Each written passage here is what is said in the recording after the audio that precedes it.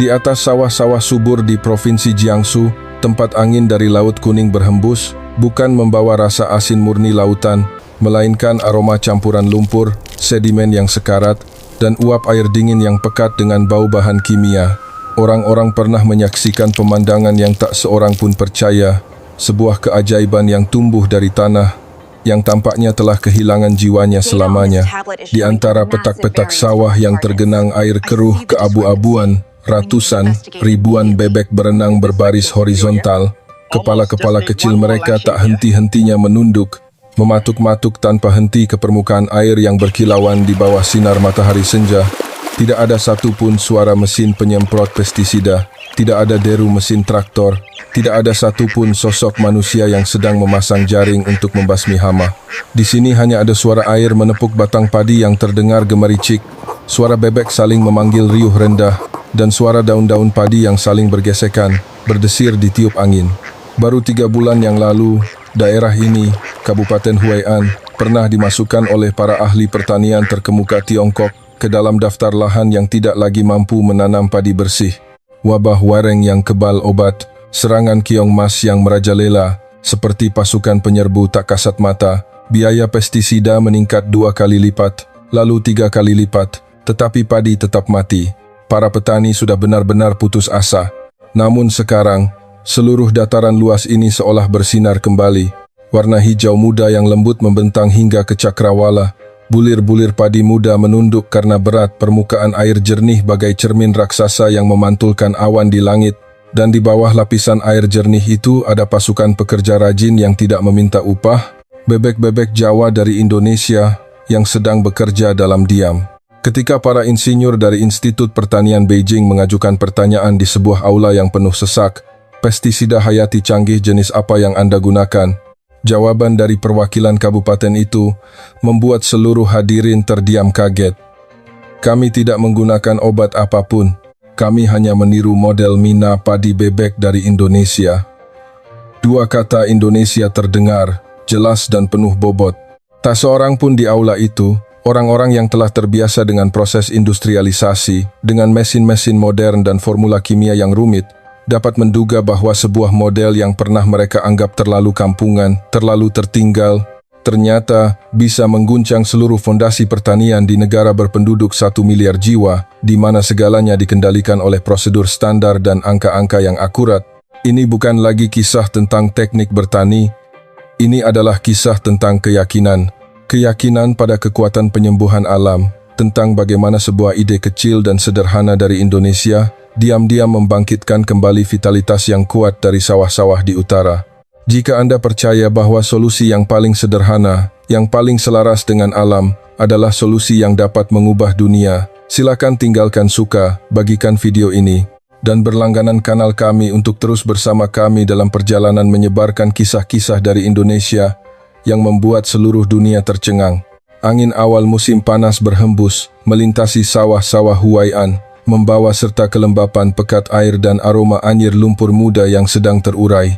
Di bawah sinar matahari pagi yang pucat, petak-petak sawah berkilauan memantulkan langit kelabu. Beberapa bayangan bangau putih berjalan perlahan, kaki-kaki kurusnya tenggelam jauh ke dalam lapisan lumpur yang pekat dan tak bernyawa. Tetapi di bawah lapisan air yang tergenang itu, ada kekacauan yang diam-diam terjadi.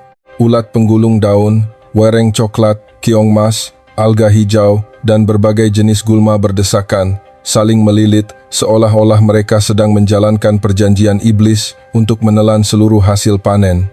Selama 2 tahun berturut-turut, setiap musim tanam padi di wilayah ini gagal total. Meskipun dosis pestisida telah ditingkatkan 3 kali lipat, meskipun para teknisi dari provinsi datang untuk memeriksa setiap hari, mengukur setiap indikator, tanah tetap tandus, padi tetap lemah, merana, lalu mati perlahan. Para petani menghela napas, wajah mereka dipenuhi kerutan kecemasan dan ketidakberdayaan, seolah-olah mereka sedang mendengarkan kembali ramalan cuaca yang sudah biasa, sebuah ramalan yang sudah mereka ketahui akhir sedihnya.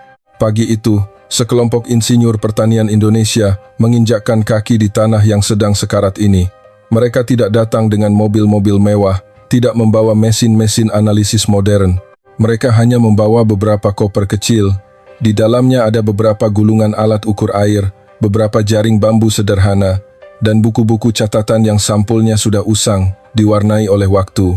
Memimpin tim adalah Dewi Lestari, seorang insinyur agronomi wanita berusia 30-an. Posturnya mungil, rambut hitamnya diikat rapi di belakang, wajahnya kecoklatan karena terpaan angin dan embun, tetapi matanya cerah dan tenang secara luar biasa. Dia memandang sekeliling sawah yang mati, lalu diam-diam membungkuk, mengambil segenggam lumpur hitam, meremasnya dengan lembut di telapak tangannya, dan tersenyum. Senyum tipis yang mengandung kepastian. Tanah ini masih hidup, katanya, hanya saja orang tidak membiarkannya bernapas lagi. Pemandu dari pihak Tiongkok, seorang insinyur muda bernama Li Jing, menatapnya dengan tatapan penuh keraguan dan kebingungan. Li Jing adalah produk unggulan dari pertanian modern. Dia terbiasa dengan laporan-laporan tebal, dengan prosedur yang terstandarisasi hingga ke detail terkecil. Di hadapannya saat ini, wanita Indonesia itu hanya membawa peralatan kasar seperti penggaris kayu dan tongkat bambu, dan bahkan mengatakan hal-hal samar tentang membiarkan tanah bernapas. Li Jing berusaha menjaga sikap profesional yang sopan, bertanya dengan suara rendah dan agak formal, "Nona Dewi, metode apa yang ingin Anda coba di sini?" Dewi Lestari menjawab singkat, tanpa ragu sedikit pun, "Sistem mina padi bebek." Seluruh rombongan Tiongkok terdiam selama beberapa detik. Seorang pejabat lokal yang lebih tua mengerutkan kening, suaranya penuh keraguan, "Bebek di sini? Apakah Anda tahu betapa ekstremnya cuaca di wilayah pesisir ini? Musim dinginnya menusuk tulang, musim panasnya penuh badai. Apakah bebek bisa bertahan hidup?" Dewi mengangguk, suaranya tetap tenang luar biasa. "Kami pernah melakukan ini di daerah rawan banjir di Kalimantan, di mana air payau dan cuaca dingin ekstrem ada dalam 1 tahun. Kondisi di sini, saya lihat, jauh lebih baik. Saya hanya meminta 1 petak sawah kecil, sekitar 3 hektar, dibagi 2. Satu sisi silakan Anda kelola dengan metode lama, satu sisi akan kami lepaskan bebek." Li Jing menghela napas ringan. Dia mengetik cepat di tabletnya, "Eksperimen bebas, skala kecil, risiko tinggi." Dia tidak percaya pada hal ini, tetapi rasa ingin tahu merayap dalam dirinya. Dia ingin melihat apa yang akan dilakukan orang-orang Indonesia ini dengan tanah, yang bahkan para ahli terbaiknya pun sudah menyerah. Sore itu, mereka memulai pekerjaan. Mereka memasang pagar bambu sederhana di sekitar petak sawah percobaan. Budi, seorang insinyur pengairan dalam tim Indonesia, menggunakan penggaris kayu yang dicat dengan 2 garis merah pada level 7 cm dan 10 cm untuk mengukur ketinggian air, jarak yang cukup bagi bebek untuk berenang dengan nyaman tanpa menenggelamkan padi. Tono, insinyur yang ahli dalam unggas, dengan hati-hati memeriksa pH air. Dia mencatat di bukunya, 65, pH baik, lingkungan air stabil. Segalanya disiapkan dengan teliti, hati-hati, tetapi begitu sederhana, sehingga para penduduk desa yang penasaran datang menonton pun tertawa. Paling-paling mereka hanya melepas beberapa bebek untuk hiasan sawah, kata seseorang. Mana mungkin bisa menyelamatkan tanah ini. 3 hari kemudian, sekawanan anak bebek didatangkan. Mereka adalah jenis bebek Jawa persilangan, kecil tapi lincah, dan memiliki daya tahan tubuh yang sangat baik, jarang sakit. Tono, dengan sabar mengajari para petani lokal cara memberi makan bebek, cara menggunakan peluit untuk mengajari mereka berjalan dalam barisan, cara melatih mereka untuk kembali ke kandang secara sukarela setiap sore. Dewi berpesan kepada semua orang, suaranya serius namun hangat, jangan melihat jumlah telur atau daging yang akan dihasilkan oleh kawanan bebek ini. Ini bukan proyek beternak bebek untuk dijual.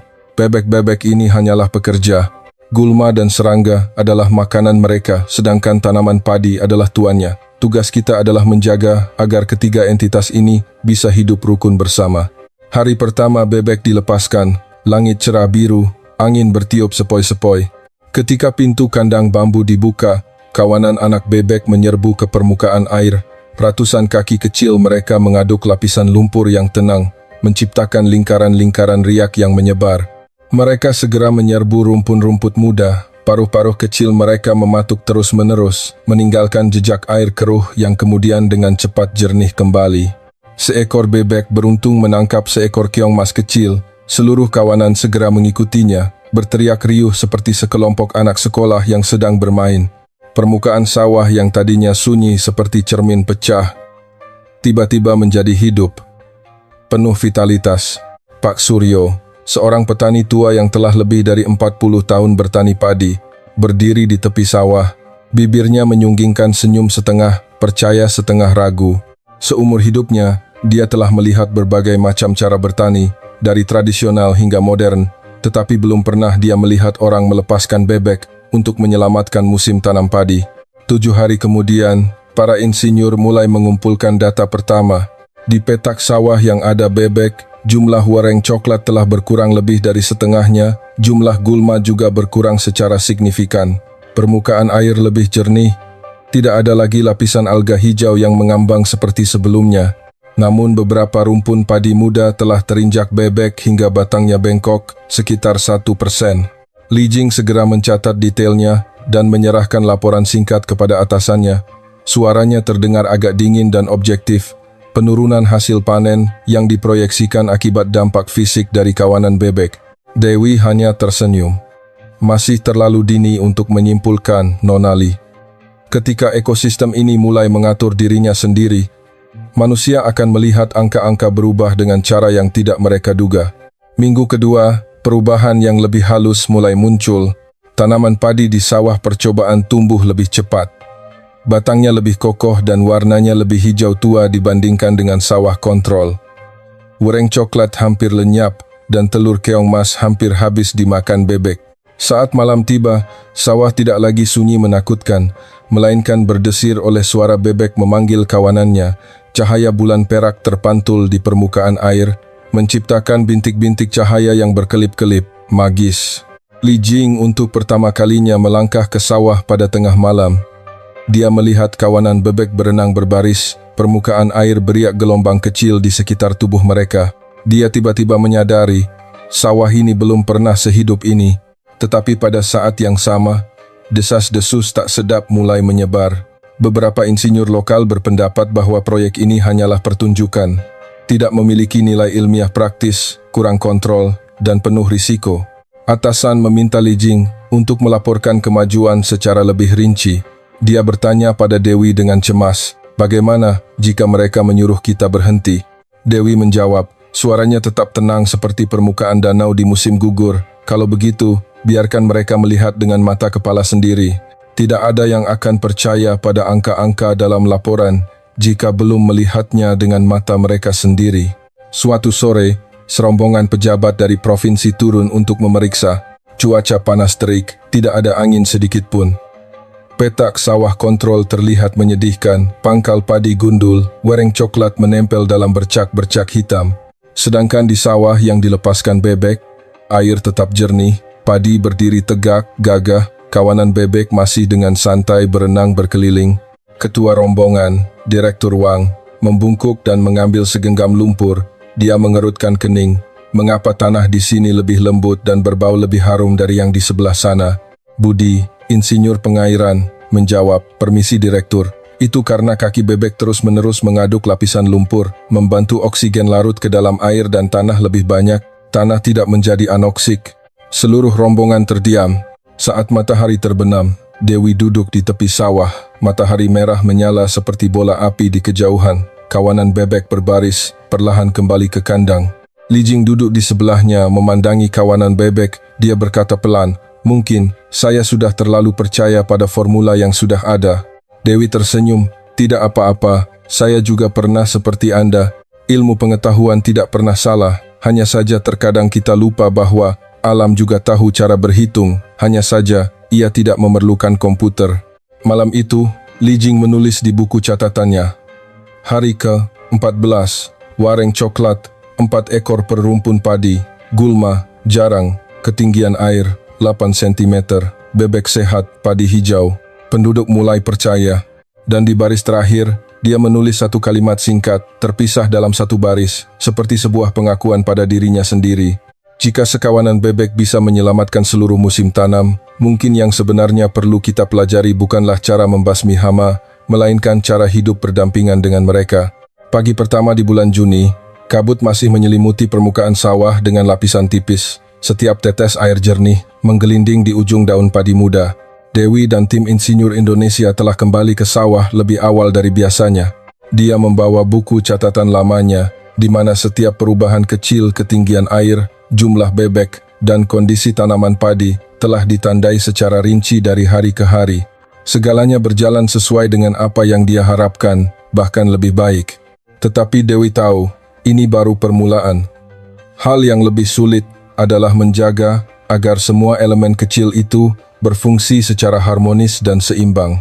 Budi sedang berdiri di tengah sawah, tongkat pengukur ketinggian air tertancap lurus ke dalam lumpur, garis cat merahnya samar-samar terlihat tepat di atas permukaan air.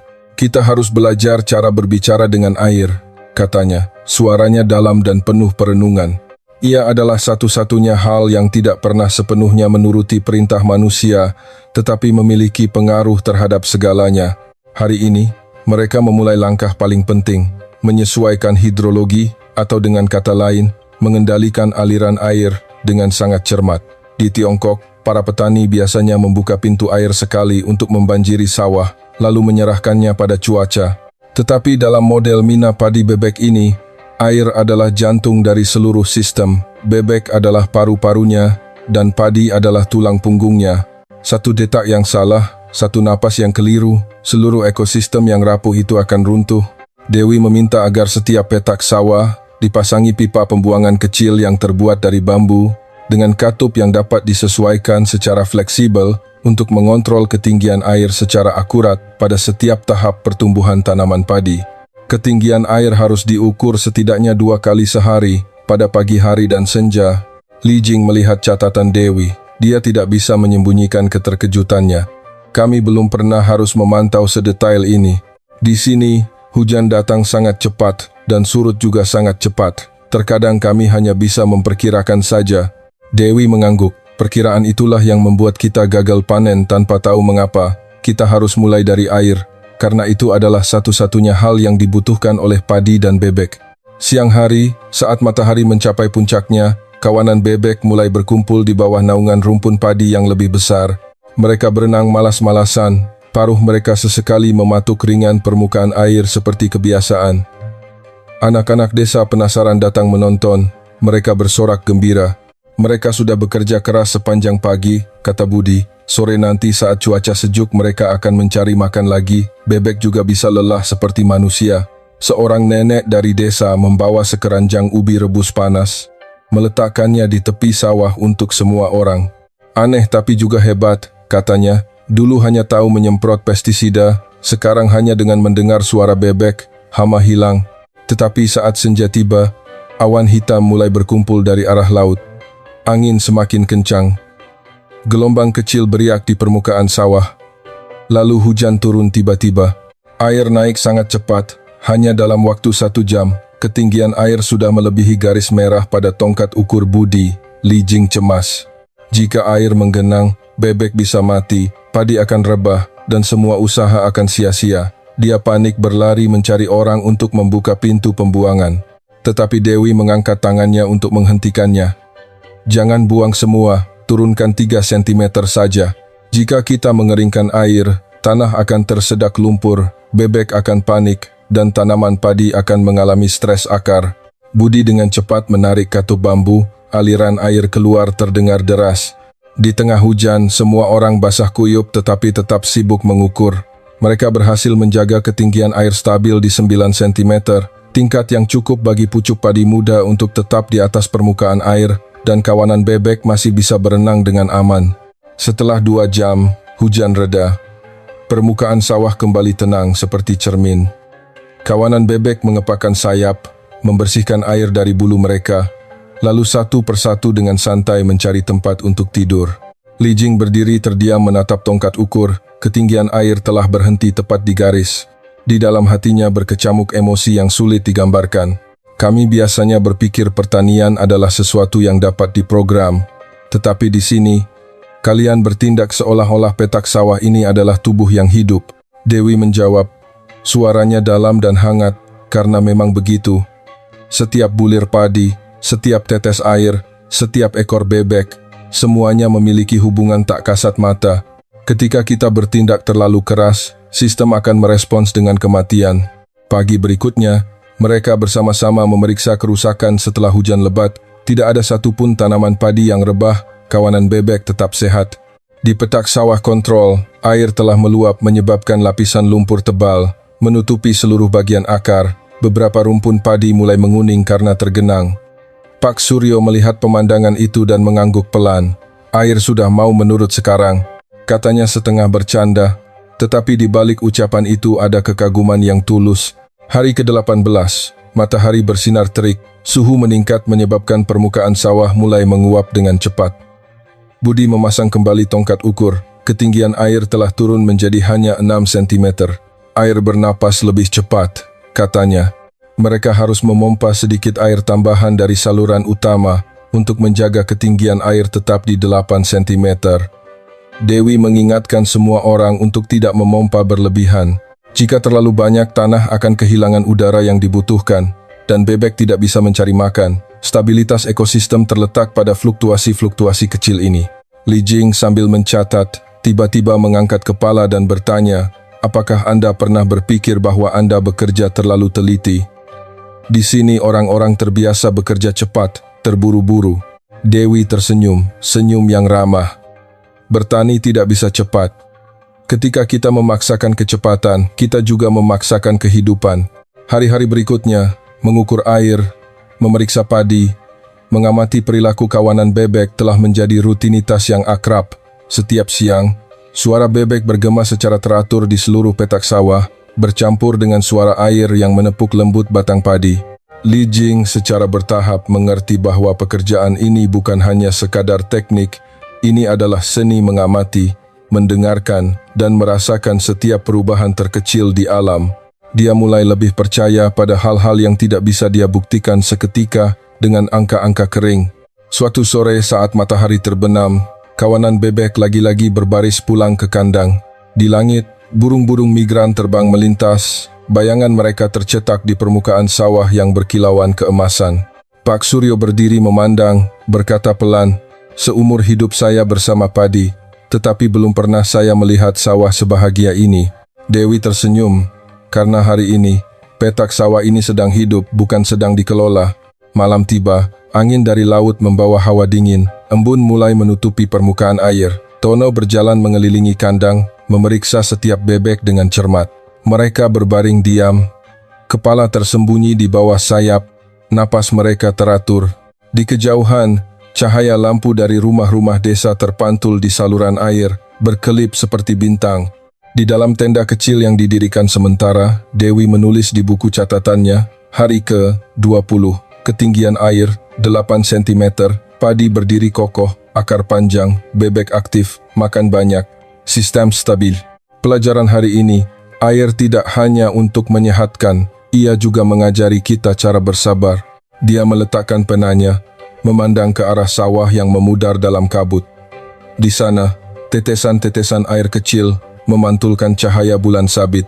Dan pada saat itu, dia tahu bahwa apa yang mereka lakukan, meskipun kecil dan diam-diam, secara bertahap membuat seluruh tanah ini belajar cara bernapas kembali. Pagi itu, sinar matahari yang jernih menyelimuti hamparan padi yang hijau subur dengan lapisan emas tipis. Angin bertiup sepoi-sepoi, membuat permukaan air beriak gelombang kecil.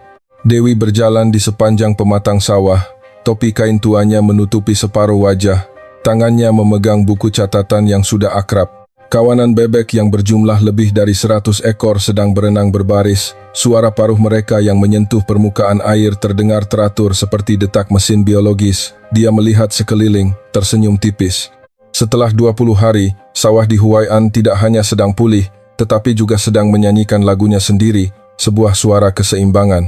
Rapat tim dimulai di beranda tenda kecil di tepi saluran air. Budi membentangkan peta hidrologi, dia menunjuk setiap petak sawah, suaranya tegas. Pada tahap ini, padi sudah mulai beranak. Ketinggian air perlu diturunkan menjadi sekitar 5,6 cm agar akar tanaman bisa lebih kuat mencengkeram tanah. Tapi kita harus menjaga aliran air yang lambat di sekitar pematang agar kawanan bebek tidak meninggalkan area. Tono mencatat, bebek berusia 25 hari perlu tambahan protein alami.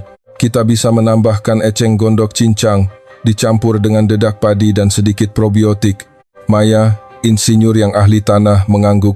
Eceng gondok mengandung banyak serat. Jika bebek memakannya, konsumsi pakan pabrikan akan berkurang dan kotoran bebek yang dikeluarkan sangat kaya akan kalium, sangat baik untuk padi. Dengan begitu, ini membentuk siklus. Li Jing duduk diam mendengarkan, matanya berbinar. Dia pernah berpikir ini hanyalah model pertanian sederhana, tetapi sekarang, melalui setiap angka dan pengamatan langsung, dia mengerti bahwa ini adalah sebuah sistem tertutup yang sangat kompleks dan canggih, di mana setiap bebek, setiap tetes air, setiap helai akar padi berperan seperti sel-sel individu dalam satu tubuh hidup yang utuh. Dia bertanya pelan, "Tapi, bagaimana jika terjadi wabah penyakit? Bebek berkumpul begitu banyak. Bukankah risikonya sangat tinggi?" Tono tersenyum, dia menjawab tanpa melihat buku. "Di Indonesia, kami juga pernah takut pada wabah flu burung sampai harus mengurung bebek di kandang. Dan setelah itu, penyakit malah menyebar lebih cepat. Anda tahu kenapa? Karena mereka kekurangan sinar matahari, kekurangan udara segar, kekurangan gerak. Di sini, mereka hidup sesuai dengan ritme biologis alami mereka. Daya tahan tubuh mereka akan jauh lebih tinggi. Yang terpenting adalah menjaga kandang selalu kering dan bersih, tidak lembab, tidak pengap." Dewi menambahkan, "Dan ingat, wabah hanya muncul ketika sebuah ekosistem kehilangan keseimbangannya. Di sini, bebek makan keong, keong makan alga, air jernih, padi sehat. Lingkaran itulah yang menjaga agar penyakit tidak memiliki kesempatan untuk berkembang." Sore harinya, mereka mulai melatih kawanan bebek kebiasaan kembali ke kandang dengan suara peluit.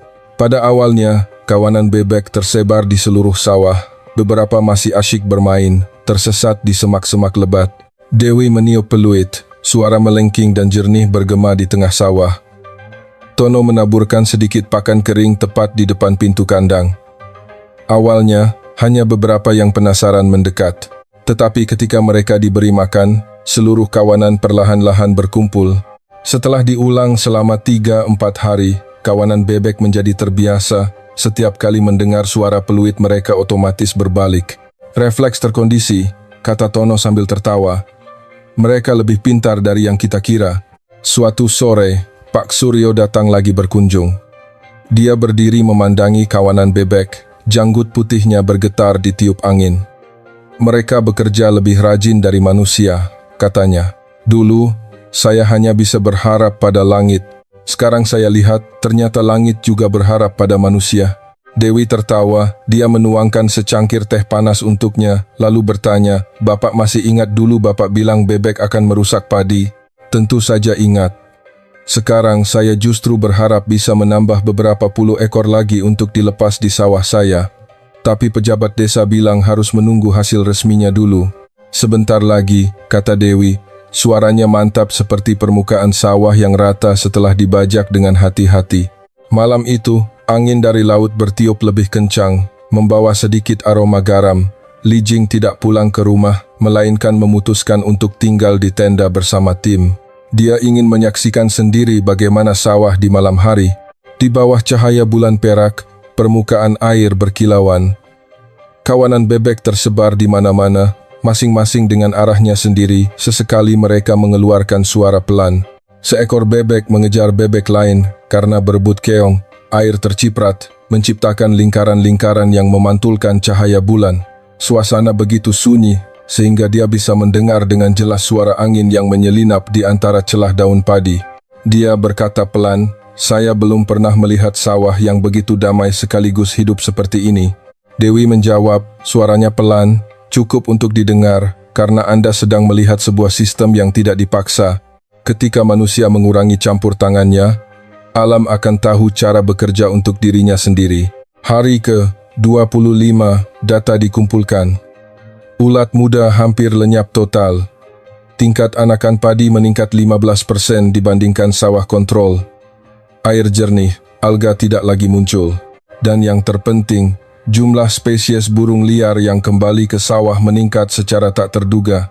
Maya mencatat ada bangau putih, kuntul kelabu, dan bahkan beberapa ekor bebek liar. "Mereka adalah indikator terbaik," katanya. "Ketika burung kembali, itu artinya petak sawah ini benar-benar aman." Namun, pada saat yang sama, Sebuah laporan lain telah dikirim ke kabupaten. Sekelompok pejabat konservatif berpendapat bahwa model ini kurang memiliki dasar ilmiah yang kuat dan tidak dapat diperluas ke skala besar. Mereka ingin menghentikan sementara proyek ini untuk dievaluasi ulang. Li Jing memegang surat edaran itu, wajahnya tegang. Mereka takut risiko. Mereka bilang jika gagal, kita akan merusak reputasi seluruh sektor pertanian provinsi. Dewi terdiam sejenak, lalu berkata, "Kalau begitu biarkan mereka melihat dengan mata kepala sendiri. Saya tidak perlu siapapun percaya pada kata-kata.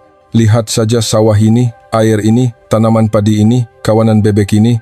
Itulah bukti-bukti yang hidup." Pagi berikutnya, mereka menyambut rombongan inspeksi. 10 orang berseragam hitam, membawa buku catatan, kamera, dan peralatan ukur. Ketika mereka tiba, petak sawah kontrol masih tergenang pestisida kimia, airnya keruh, wereng coklat menempel penuh di batang padi. Sementara di sawah mina padi, kawanan bebek berenang dengan santai, padi sudah setinggi dada orang dewasa. Seorang pejabat dalam rombongan membungkuk, mencabut satu rumpun padi. Akarnya putih bersih, panjang, dan tidak berbau busuk lumpur. Dia mendekatkannya ke hidung untuk mencium, matanya berubah. "Kenapa tanah di sini berbau harum?" Dewi tersenyum, karena ia sedang bernapas. Sore hari, ketika rombongan inspeksi pergi, hujan turun rintik-rintik. Li Jing memandang mereka, suaranya merendah. "Apakah Anda tidak takut mereka akan menyangkal semua upaya ini?"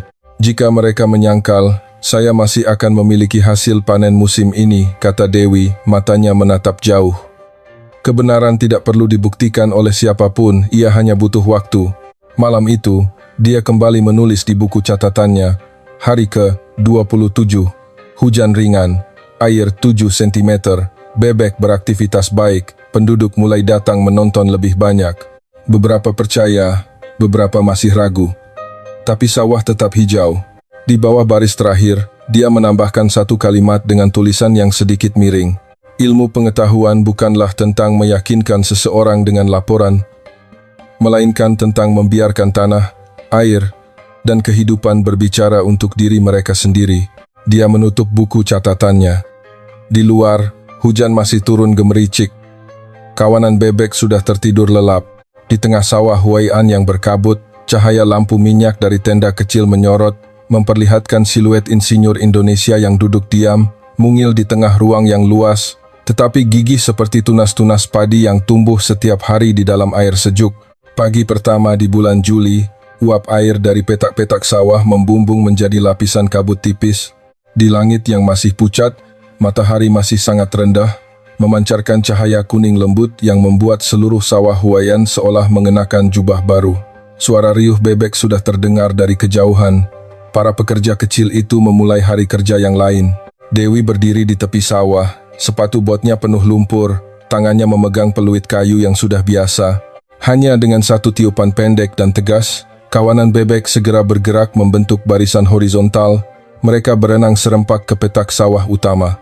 Permukaan air beriak gelombang kecil, memantulkan seluruh langit dan bintik-bintik berkilauan dari embun yang masih menempel di daun padi. Dia menulis beberapa baris dengan cepat di buku catatannya. Hari ke-30, padi tinggi 35 cm. Hama tidak terdeteksi. Bebek sehat, refleks baik. Di sebelahnya, Li Jing sedang mengamati. Tangannya memegang kamera, merekam setiap momen. Dia tidak lagi memiliki ekspresi ragu seperti sebelumnya, melainkan rasa ingin tahu yang bercampur dengan kekaguman. "Aneh sekali," katanya pelan. Mereka mendengar suara peluit seolah-olah mengerti bahasa manusia. Dewi tertawa. "Karena mereka hidup secara alami, mereka belajar lebih cepat dari yang kita kira. Dan tanaman padi juga begitu. Ketika tidak dipaksa minum obat, ia akan menjadi lebih sehat. Akarnya lebih panjang, daunnya bernapas lebih baik. Berikan saja alam kesempatan, ia akan membalas kita." Langit perlahan menjadi biru cerah, sinar matahari mulai terasa menyengat, kawanan bebek menyebar ke seluruh permukaan sawah. Mereka berenang di antara barisan padi, paruh mereka mematuk gemericik ke dalam lapisan lumpur untuk mencari keong kecil, pucuk rumput muda, dan juga larva serangga. Suara patukan yang teratur itu berpadu dengan suara air yang menepuk batang padi, menciptakan irama yang aneh. Li Jing melihat sekeliling, berkata pelan, Sepertinya airnya jauh lebih jernih dari sebelumnya. Budi mengangguk. Dia menggunakan alat ukur untuk menguji, lalu berkata, kejernihan meningkat hampir 40%. Mereka mengaduk lapisan lumpur secara teratur, membantu mikroorganisme bekerja lebih giat, alga berkurang, permukaan air bisa menyaring dirinya sendiri tanpa bahan kimia apapun. Pak Suryo datang pagi-pagi. Dia membawa teko teh panas dan beberapa ubi rebus. Dia meletakkan keranjangnya, tertawa lepas. Sudah saya bilang, bebek-bebek ini bekerja lebih rajin dari manusia. Seluruh sawah sekarang tidak ada satu keong pun, dan padi berdiri tegak seperti tentara. Dewi menunduk berterima kasih. Dia minum secangkir teh panas. Bapak lihat, tanahnya sudah berbeda. Tahun lalu, rumput tumbuh subur. Tahun ini hanya ada beberapa rumpun yang tersebar. Rumput tidak tahan diinjak dan dipatuk terus-menerus oleh bebek. Pak Suryo menatap jauh, suaranya perlahan. Dulu waktu saya masih muda, saya juga pernah melepas bebek seperti ini. Tapi kemudian orang bilang harus pakai obat agar produktivitas tinggi. Sekarang kalau dipikir-pikir, ternyata saya sudah membuang kearifan orang tua dulu. Siang hari, tim insinyur kembali berkumpul di beranda tenda untuk mengumpulkan data. Maya dengan hati-hati membandingkan dua sampel tanah yang diambil dari dua petak sawah, satu dengan bebek dan satu tanpa. Dia mencolokkan alat pengukur kelembapan, terus mencatat. Tanah dipetak dengan bebek berbau harum mikroorganisme, katanya, dan tingkat kegemburannya juga lebih tinggi hampir 20%. Jelas bahwa aktivitas kawanan bebek telah meningkatkan jumlah oksigen terlarut, membantu mikroorganisme yang menguntungkan berkembang. Li Jing mencatat, lalu bertanya pelan, artinya lumpur menjadi tanah, tanah menyehatkan padi, padi menaungi bebek. Sebuah siklus tertutup. Dewi mengangguk, matanya berbinar. Itulah tujuan sebenarnya dari model ini. Ketika segalanya bisa saling menopang kehidupan, kita manusia hanya perlu menjaga agar ritme itu tetap harmonis. Sore itu, mereka memutuskan untuk memperluas area percobaan. Seorang petani tetangga dengan sukarela meminjamkan 2 petak sawah lagi. Dewi mengajari mereka cara membuat pagar bambu, cara memasang pengukur ketinggian air, cara membuat jembatan bambu kecil agar bebek bisa keluar masuk. Penduduk desa datang berbondong-bondong menonton. Semua orang menunjuk dan berbisik. Seseorang bertanya, apakah perlu menabur obat pembasmi keong lagi? Dewi menjawab, suaranya lembut namun jelas, tidak perlu, bebek adalah obatnya. Seluruh tim Indonesia tertawa. Tetapi ucapan itu membuat banyak penduduk lokal terdiam berpikir. Menjelang malam, ketika sinar matahari telah benar-benar padam, semua orang kembali ke kamp untuk beristirahat. Suara bebek masih ramai, mereka sedang naik ke darat untuk mencari tempat tidur.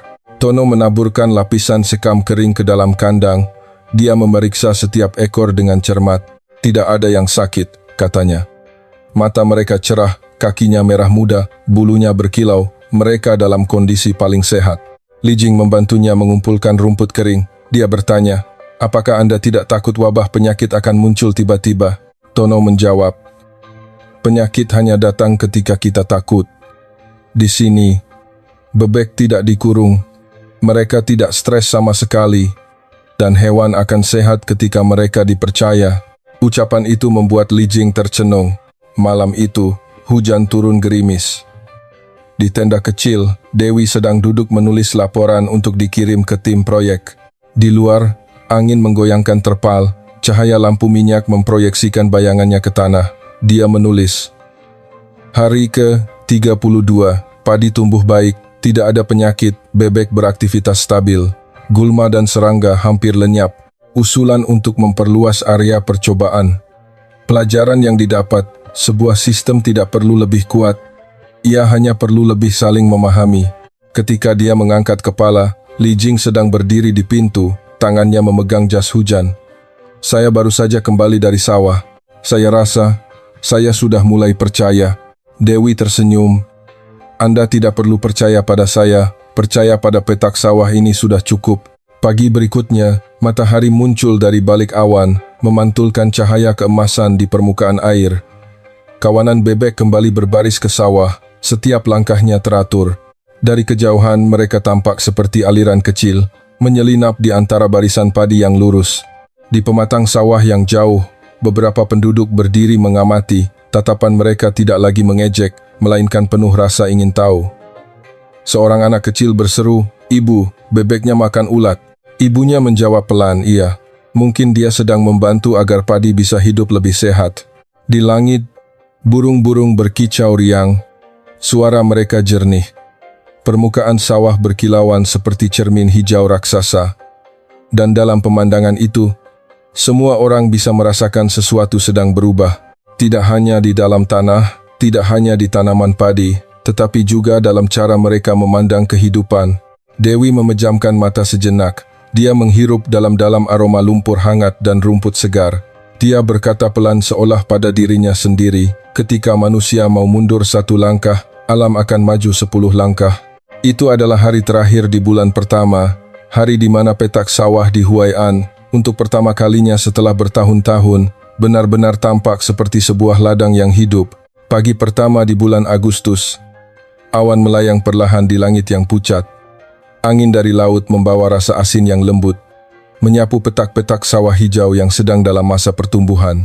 Suara bebek bergema di seluruh penjuru sawah, teratur dan ramai, seperti musik yang menandakan musim tanam yang damai. Tetapi di dalam kedamaian itu, gelombang bawah tanah mulai naik. Dewi sedang duduk di tenda darurat, di hadapannya ada setumpuk laporan setebal hampir 200 halaman, grafik, kurva, indikator, semuanya menunjukkan hasil yang jauh melampaui harapan. Tingkat hama telah turun hingga 95%, biaya input berkurang lebih dari separuh, dan produktivitas padi diperkirakan akan lebih tinggi 12% dibandingkan metode pertanian lama. Namun di antara tumpukan kertas itu, ada satu lembar yang membuatnya sedikit mengerutkan kening. Itu adalah laporan sanggahan dari Institut Pertanian Pusat di Beijing. Model dari Indonesia kurang memiliki dasar ilmiah, belum bisa membuktikan stabilitas dalam jangka panjang. Sore itu, sebuah rapat mendadak diadakan di kantor pusat kabupaten. Ruang rapat yang kaku, lampu neon putih kebiruan menyinari wajah-wajah serius para pejabat. Di atas meja, teko-teko teh sudah lama dingin. Kepala Dinas Pertanian, Direktur Wang, berbicara dengan suara kering. "Rekan-rekan sekalian, kita tidak bisa membiarkan sebuah metode yang belum teruji secara luas mempengaruhi produksi pangan nasional. Menurut laporan awal, beberapa rumpun padi telah terinjak bebek, menyebabkan kerugian. Kita perlu mengevaluasi kembali efektivitas sebenarnya." Suasana di ruang rapat terasa berat seolah bisa menekan pundak orang. Dewi duduk di ujung meja, dia diam. Li Jing berdiri, tangannya memegang setumpuk dokumen. Suaranya sedikit bergetar tetapi sangat jelas. "Rekan-rekan, kerugian 1% karena terinjak memang benar. Tetapi hama penyakit telah berkurang hampir mutlak. Padi lebih sehat, tanah lebih baik. Itu bukan kebetulan, melainkan mekanisme alam yang telah terbukti." Orang lain menyela, "Anda bicara memang bagus. Tapi bagaimana jika tahun depan cuaca berubah? Bebek mati, padi gagal, siapa yang akan bertanggung jawab?" Seluruh ruangan menjadi gaduh. Dewi tetap tidak berkata apa-apa. Dia hanya membalik perlahan setiap halaman di buku catatan tuanya. Ketika perdebatan mereda, barulah dia angkat bicara. Suaranya tenang seolah sedang membicarakan hal sehari-hari. "Jika Anda sekalian butuh bukti, silakan datang ke sawah. Saya tidak meyakinkan dengan kata-kata. Saya hanya percaya pada apa yang saya lihat setiap pagi. Air jernih, padi berdiri tegak, dan bebek masih hidup sehat." Ucapan sederhana itu bergema di ruangan yang sunyi. Direktur Wang menatapnya, matanya mengandung sedikit ketidaksenangan. "Anda tampaknya terlalu percaya diri," katanya. Suaranya sedikit menekan setiap kata. "Bukan saya percaya pada diri sendiri," jawab Dewi. "Tapi saya percaya pada tanah ini. Ia tidak pernah mengkhianati penanamnya, jika kita memperlakukannya dengan benar." Setelah rapat, Li Jing melangkah keluar ke koridor. Gerimis turun rintik-rintik. Dia menghela napas, suaranya pelan. Mereka ingin menghentikan proyek ini. Mereka takut kegagalan akan membuat mereka kehilangan muka. Dewi menatap ke kejauhan, di mana sawah-sawah memudar dalam tirai hujan. Dia menjawab pelan, "Tidak apa-apa. Ketika manusia tidak lagi percaya pada angka, kita akan biarkan alam yang berbicara." 2 hari kemudian, mereka menerima surat resmi. menangguhkan sementara model mina padi untuk dievaluasi kembali efektivitasnya dalam 2 minggu. Jika tidak ada bukti yang lebih jelas, proyek harus dihentikan. Seluruh tim Indonesia terdiam. Pak Suryo selesai membaca surat itu. Dia hanya tersenyum getir. Orang lebih takut kehilangan jabatan daripada kehilangan panen. Tapi kemudian dia menghela napas. 2 minggu, tidak lama tapi juga tidak singkat. Jika tanah berpihak pada manusia, mungkin cukup. Hari-hari berikutnya, seluruh tim hampir tidak tidur. Mereka bergantian berjaga. Setiap pagi, Dewi pergi ke sawah. Sejak langit masih gelap gulita, dia memasang lebih banyak tongkat ukur, memeriksa ketinggian air setiap petak, menghitung jumlah bebek di setiap kawanan, dan mencatatnya dengan teliti. Li Jing bertanggung jawab memantau pertumbuhan tanaman padi. Dia mengukur tinggi, menghitung jumlah anakan, dan memotret setiap sudut tetap untuk perbandingan. Tono menyiapkan larutan probiotik baru. Dia mencampurnya dengan dedak dan eceng gondok untuk menjaga stamina kawanan bebek selama musim hujan lembab. Budi mengurus pompa air, menjaga ketinggian air selalu stabil di setiap area. Sore hari kelima, angin laut bertiup kencang, hujan turun deras. Kawanan bebek terdorong angin, mereka terpencar. Beberapa yang lebih lemah berbaring di tepi sawah. Dewi bersama Budi berlari ke tengah sawah. Tangan mereka memegang terpal besar untuk menaungi sekaligus menggiring kawanan bebek. Mereka menjaga ketinggian air selalu di bawah 9 cm, tidak membiarkannya meluap. Hujan menghantam wajah terasa perih, angin menderu, air naik bergelombang. Tetapi setelah hampir 2 jam, mereka berhasil menjaga sawah tetap aman. Ketika badai telah berlalu, permukaan air memantulkan langit berwarna ungu keabu-abuan. Bebek-bebek itu, meskipun kelelahan, masih berenang. Tanaman-tanaman padi masih berdiri kokoh. Li Jing terdiam memandang, matanya memerah. "Kenapa Anda tidak menyerah?" Dewi tersenyum tipis. "Karena jika saya menyerah, siapa yang akan percaya bahwa cara ini bisa menyelamatkan mereka?" Hari ke-10, matahari kembali bersinar. Tidak ada yang banyak bicara lagi, semua orang hanya fokus pada pencatatan. Kawanan bebek sekarang sudah dewasa, bulu mereka berkilau. Mereka berenang dengan kuat, padi sudah tumbuh setinggi separuh badan. Seluruh sawah dipenuhi warna hijau tua, aroma lumpur dan jerami baru menyatu, harum semerbak. Malam itu, seluruh tim makan nasi kepal di tepi sawah. Mereka mendengar suara serangga berderik. Pak Suryo menatap ke kejauhan, dia berkata perlahan, "Dulu waktu saya masih muda, saya pikir bertani itu harus mengalahkan alam. Sekarang saya baru mengerti, cukup dengan berjalan bersamanya, kita tidak akan pernah kalah." 2 minggu telah berlalu. Pagi hari ke-14, rombongan inspeksi datang lagi. Mereka berjalan di sepanjang pematang sawah, wajah semua orang serius. Dewi tidak berkata apa-apa, dia hanya berdiri di samping tongkat pengukur ketinggian air. Li Jing menyerahkan buku catatan kepada mereka. Seseorang dari rombongan membungkuk, mengambil segenggam lumpur, dia membuka telapak tangannya. Tanahnya gembur, berbau harum. Dia terdiam sejenak, lalu berkata pelan, "Sawah ini sudah berbeda." Tidak ada yang menjawab, hanya ada suara bebek yang terdengar pelan di antara hembusan angin sepoi-sepoi.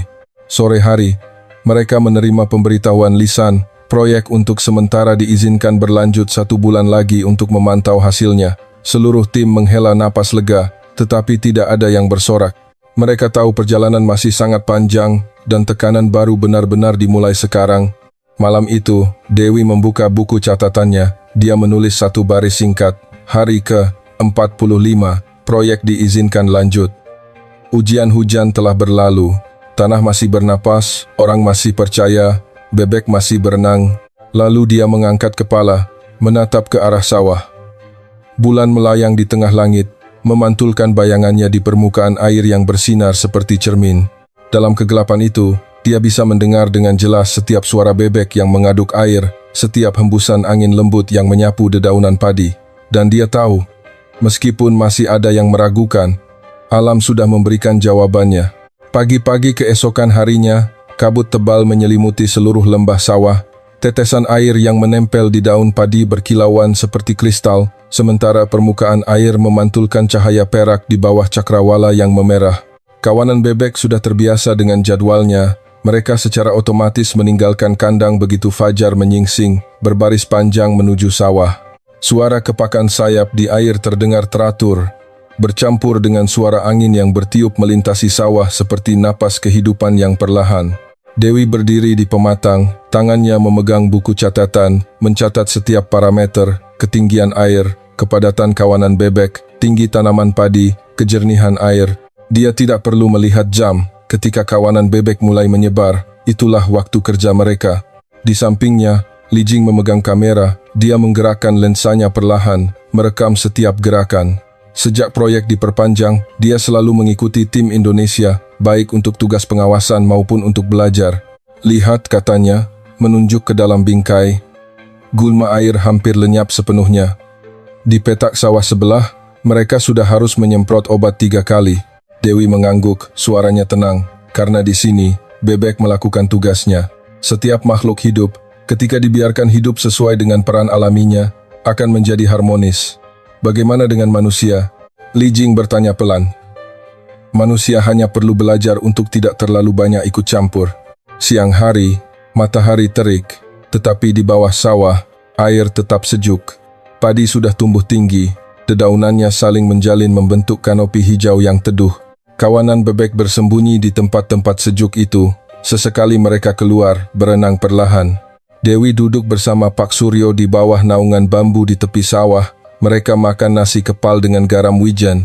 Ia berkata, Anda tahu, di desa saya, sejak melihat sawah ini, orang-orang mulai membicarakan untuk mencoba kembali cara beternak bebek zaman dulu. Ada yang bahkan bilang itu adalah teknologi baru dari Indonesia. Ia tertawa. Saya bilang pada mereka, itu adalah ingatan lama nenek moyang kita. Dewi tersenyum. Kadang-kadang, hal terbaru adalah hal yang pernah kita lupakan. Sore hari, tim bersiap menyambut sekelompok mahasiswa pertanian yang akan magang. Mereka datang dari Beijing, dan sebagian besar dari mereka belum pernah benar-benar menginjakkan kaki di sawah. Ketika melihat kawanan bebek berenang di antara barisan padi, semua orang ternganga kagum. Seorang mahasiswa bertanya, Ibu, apakah ibu tidak takut bebek akan merusak padi? Dewi menjawab, suaranya lembut, tidak, karena tanaman padi juga tahu cara melindungi dirinya. Bebek hanya makan serangga dan gulma, mereka tidak bodoh sampai memakan tempat yang memberi mereka perlindungan. Li Jing tertawa, lalu dia menerjemahkan ucapan itu untuk kelompok mahasiswa. Seorang pemuda dalam kelompok itu membungkuk, dia mengambil segenggam lumpur dan melihatnya lalu mengangkat kepala. Tanah ini benar-benar berbau harum. Dewi bertanya, apakah kalian tahu mengapa? Karena mikroorganisme sedang aktif. Tidak hanya itu, jawabnya, tetapi juga karena tidak diracuni. Ketika tanah dibiarkan bernapas, ia akan memiliki aroma kehidupan. Seluruh kelompok mahasiswa terdiam, seolah mereka baru saja mendengar sesuatu yang begitu sederhana yang belum pernah mereka pikirkan. Seorang mahasiswi bertanya dengan suara pelan, Ibu, jika model ini berhasil, apakah ibu akan kembali ke Indonesia? Dewi tersenyum tipis, saya tidak berpikir saya sedang jauh dari tanah air, dimanapun ada tanah yang bernapas, dan ada orang-orang yang percaya, disitulah rumah. Malam itu, mereka mengadakan sesi bimbingan kecil di luar ruangan. Dewi membentangkan sebuah peta, dia menggunakan senter, menunjuk ke setiap area untuk menjelaskan siklus tertutup. Kotoran bebek, nutrisi, mikroorganisme, tanah, padi, serangga, bebek, semuanya berputar. Ketika satu mata rantai melemah, seluruh lingkaran itu akan putus. Seorang mahasiswa bertanya, jika terjadi wabah penyakit, seluruh rantai ini akan runtuh, bukan? Dia menjawab, ketika alam sehat, penyakit tidak akan punya tempat untuk menempel, tetapi jika kita takut dan mengurung semuanya, saat itulah awal dari wabah. Suaranya tenang tetapi cukup kuat untuk membuat siapapun yang mendengarnya berpikir. Li Jing duduk di belakang. Dia melihat cahaya yang terpantul di wajah Dewi. Tidak ada kesan seorang ahli akademis, melainkan seseorang yang memiliki keyakinan mutlak pada apa yang dilakukannya. Hari ke-50, angin musim telah berubah arah, membawa kelembapan dan awan tebal. Ada kabar badai kecil akan datang. Pemerintah kabupaten mengirimkan pemberitahuan untuk melindungi sawah dan kawanan bebek. Beberapa pejabat menyarankan untuk memindahkan kawanan bebek ke kandang, menutup seluruh area. Tetapi Dewi menentang, jika kita mengurung mereka, mereka akan mati karena sesak napas. Kita harus membiarkan mereka bergerak. Mereka tahu cara menghindari badai lebih baik dari kita. Sore hari, langit menjadi gelap. Angin berhembus kencang, gelombang air muncul beriak. Seluruh tim berlari untuk memperkuat pagar bambu. Mereka mengikat tali, menancapkan tiang. Lalu hujan datang bersamaan dengan guntur. Li Jing gemetar, dia berteriak di tengah angin, "Mereka tidak akan mati, kan?" Dewi menjawab, suaranya tetap tenang. Meskipun bajunya basah kuyup, mereka pernah selamat dari hujan yang lebih besar dari ini di Indonesia. Percayalah pada mereka, hujan turun deras sepanjang malam. Air naik hampir mencapai tepi pematang, angin menderu melalui barisan bambu, berderit. Pagi harinya, ketika badai telah reda, seluruh sawah Huayan tergenang air. Semua orang terdiam, jantung mereka berdebar kencang saat melangkah keluar untuk memeriksa. Lalu terdengar suara familiar. Kuek, kuek, dari tengah sawah. 1, 2, lalu puluhan bebek muncul dari rumpun-rumpun padi. Bulu mereka basah kuyup, tetapi mereka masih hidup. Seluruh kawanan mulai bergerak, langkah mereka perlahan namun mantap. Padi masih berdiri, hanya beberapa yang sedikit rebah. Tidak ada yang berkata apa-apa, hanya terdengar helaan napas lega Pak Suryo. Mereka benar-benar kuat, sekuat tanah ini. Li Jing menoleh ke arah Dewi, matanya berkaca-kaca. Saya pikir saya sudah mengerti. Bukan Anda yang mengajari kawanan bebek, melainkan Anda yang percaya pada mereka. Dewi tersenyum, dia lelah tetapi wajahnya berseri-seri. Di Indonesia, orang sering berkata, memelihara bebek adalah untuk belajar bersabar. Hari ini, saya melihat satu hal lagi, juga untuk belajar percaya. Sore itu, mereka bersama-sama membersihkan kandang, menjemur jerami, dan merapikan peralatan. Langit setelah badai sangat cerah, angin bertiup sepoi-sepoi, membawa aroma lumpur muda.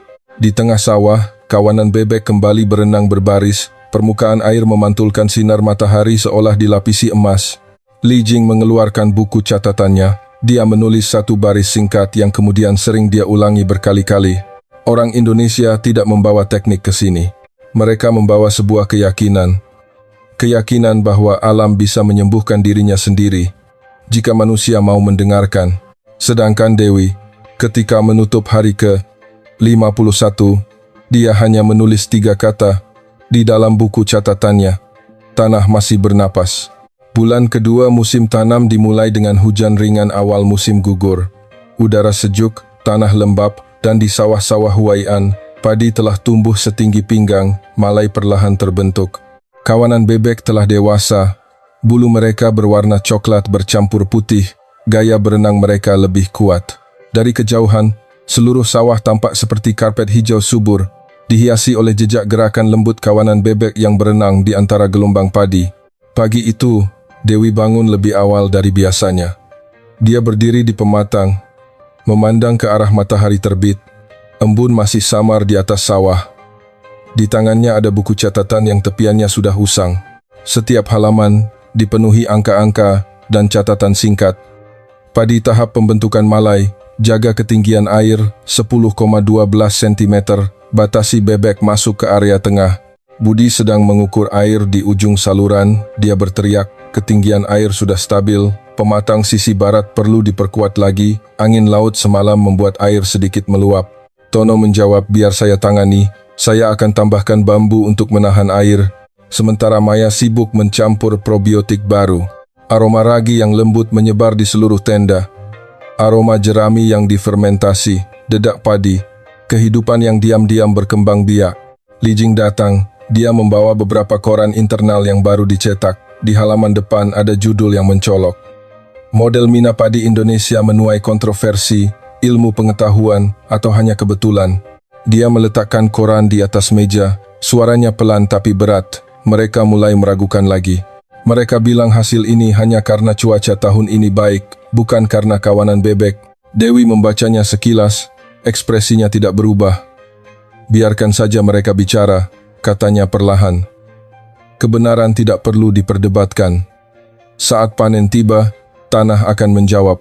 Tetapi Li Jing tidak bisa menyembunyikan kekhawatirannya. Apakah Anda tidak takut mereka akan menghentikan proyek lagi? Saya dengar ada tim inspeksi dari pusat akan segera datang. Dewi tersenyum tipis. Pandangannya tetap tertuju pada sawah di kejauhan. Takut, tentu saja. Tapi semakin takut, semakin harus bekerja lebih teliti. Karena hanya kerja keras yang sabar yang bisa mengalahkan prasangka. Sore hari, seluruh tim turun ke sawah untuk memeriksa. Ketika padi mulai mengeluarkan malai, bebek harus dibatasi agar tidak membuat padi rebah. Dewi membagi petak sawah menjadi 2 area. Area dalam untuk bebek beristirahat, area luar untuk bebek mencari makan. Dia mengikat lebih banyak barisan bambu. Dia mengajari Li Jing cara memandu kawanan bebek mengikuti suara peluit dan cahaya lampu. Tidak perlu dipaksa, katanya, cukup arahkan saja. Bebek tahu cara memilih jalan yang aman untuk dirinya sendiri. Suatu malam, langit cerah, bulan purnama menggantung di atas sawah. Kawanan bebek tidur nyenyak di kandang.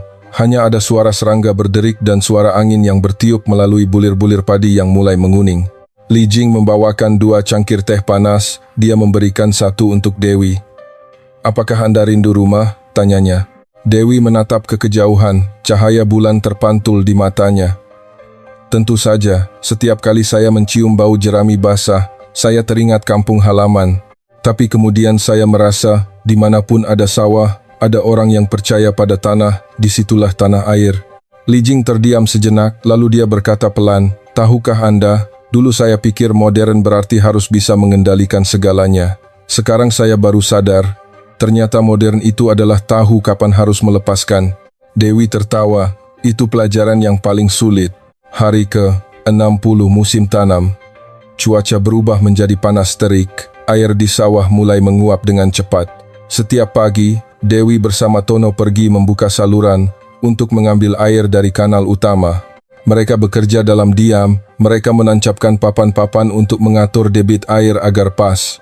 Suatu sore, ketika aliran air lambat, Dewi menemukan ada bagian saluran yang tersumbat. Dia menyingsingkan celananya, turun ke air, tangannya menyingkirkan gumpalan ganggang dan lumpur. Keringatnya bercampur dengan air sawah. Li Jing berlari membantu. Dia bertanya dengan heran, "Mengapa Anda melakukan semua pekerjaan ini seperti seorang petani?" Dewi tertawa. "Karena saya tidak meneliti dengan kertas, saya meneliti dengan tanah." Ucapan itu membuat insinyur muda itu terdiam. Seminggu kemudian, tim inspeksi dari pusat benar-benar datang. Mobil-mobil hitam mengkilap melaju di jalan tanah, berhenti tepat di tepi sawah. Pria-pria berjas turun, mereka memegang papan catatan, diikuti oleh beberapa wartawan internal. Suasana menjadi tegang. Seorang pria tua, rambutnya sudah memutih, angkat bicara, "Kami dengar model ini sama sekali tidak menggunakan pestisida. Bisakah Anda membuktikan bahwa padi tidak terinfeksi penyakit?" Dewi tersenyum, dia tidak berkata apa-apa. Dia langsung turun ke sawah, mencabut 1 rumpun padi, membersihkannya dari air lalu mengangkatnya. Daunnya hijau, akarnya putih, tidak ada bekas busuk sedikit pun. "Jika tanah sehat, tanaman bisa melindungi dirinya sendiri," katanya. "Sama seperti manusia, ketika hidup dengan jujur, tidak akan takut pada debu dan angin." Seorang wartawan merekam gambar itu. Seluruh rombongan terdiam selama beberapa detik, lalu pejabat berambut putih itu mengangguk pelan. "Saya ingin melihat bagian padi di seberang sana." Dewi memandu mereka. Di area kontrol, petak sawah masih dikelola dengan metode lama, padi menguning, wereng coklat penuh. Tidak perlu penjelasan lebih lanjut. Sore itu, ketika mereka telah pergi, Dewi duduk di tepi sawah, sepatu botnya penuh lumpur, angin sepoi-sepoi membuat rambutnya melambai. Li Jing datang, dia berkata pelan, "Saya pikir mereka sudah percaya." Dewi tertawa, "Percaya itu bagus. Tapi yang saya inginkan bukan hanya mereka. Saya ingin penduduk di sini bisa percaya pada diri mereka sendiri."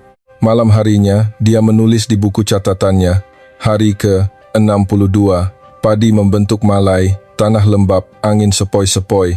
Orang sudah tidak lagi ragu, alam masih melakukan tugasnya, tanpa perlu kita perintahkan.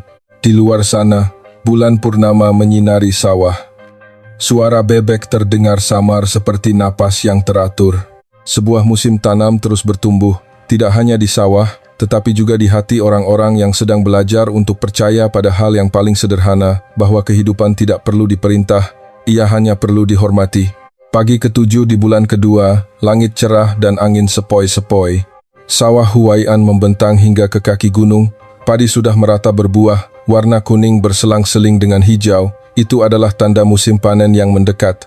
Permukaan air di bawah sawah memantulkan sinar matahari seperti pita cermin raksasa, dan di atasnya, kawanan bebek berenang santai. Kadang-kadang mereka membelah ombak membentuk huruf V, lalu menyebar seperti bintik-bintik coklat yang hidup di tengah warna kuning padi. Dewi berjalan di sepanjang pematang sawah, sepatu botnya penuh lumpur, matanya menatap tajam setiap baris padi. Dia menyentuh lembut sebutir padi, bijinya padat dan berat. Bagus, katanya pelan seolah pada dirinya sendiri. Budi menulis di buku catatannya, kelembapan stabil, hama dan penyakit masih nol. Maya tertawa, suaranya lega. Saya pikir alam sedang membalas budi kita. Di ujung sawah, Li Jing sedang mengobrol dengan beberapa penduduk desa.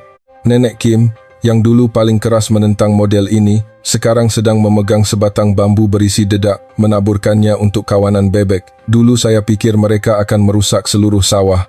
Siapa sangka, padi malah lebih baik dari tahun-tahun sebelumnya, katanya, matanya penuh keheranan. Anak perempuan saya bilang, musim ini kami tidak perlu mengeluarkan uang untuk obat dan malah dapat telur untuk dimakan. Li Jing tertawa, dia mencatat ucapan itu. Di sebelahnya, seorang pemuda menyela, saya sedang meminta izin kabupaten untuk mencoba satu petak kecil. Jika berhasil, seluruh desa ini tidak perlu lagi menggunakan obat. Dewi berjalan melewatinya, dia mendengar dan mengangguk pelan. Lakukan saja. Ketika orang lain bisa melihat hasilnya dengan mata kepala sendiri, mereka akan lebih percaya diri daripada 100 kata bujukan. Sore itu, mereka mengadakan sesi bimbingan kecil untuk penduduk.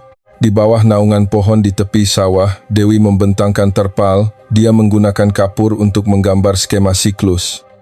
Dia berbicara perlahan, suaranya teratur seolah sedang mengajar murid. Bebek tidak hanya makan rumput, kotoran mereka juga membuat tanah menjadi gembur, membantu mikroorganisme berkembang. Ketika tanah sehat, tanaman akan sehat. Ketika tanaman sehat, air akan jernih. Ketika air jernih, bebek akan jarang sakit. Lingkaran itu, jika kita memahaminya dengan benar, akan bisa saling menopang kehidupan selamanya. Seorang pria parubaya bertanya, jika kita memperluas skalanya, apakah perlu menambah obat atau pompa? Dewi menggelengkan kepala, tidak, kita hanya perlu lebih percaya pada tangan kita sendiri. Mesin akan membantu kita bekerja lebih cepat, tetapi alam akan membantu kita menjadi lebih berkelanjutan. Suaranya tidak keras, tetapi cukup kuat untuk membuat seluruh kerumunan terdiam. Li Jing melihat sekeliling. Dia melihat di mata para petani itu. Untuk pertama kalinya, bersinar seberkas cahaya yang belum pernah dia lihat sebelumnya. Itu adalah cahaya pemahaman dan kepercayaan. Malam itu, setelah sesi belajar, mereka menyalakan lampu minyak di dekat tenda, makan malam sederhana bersama.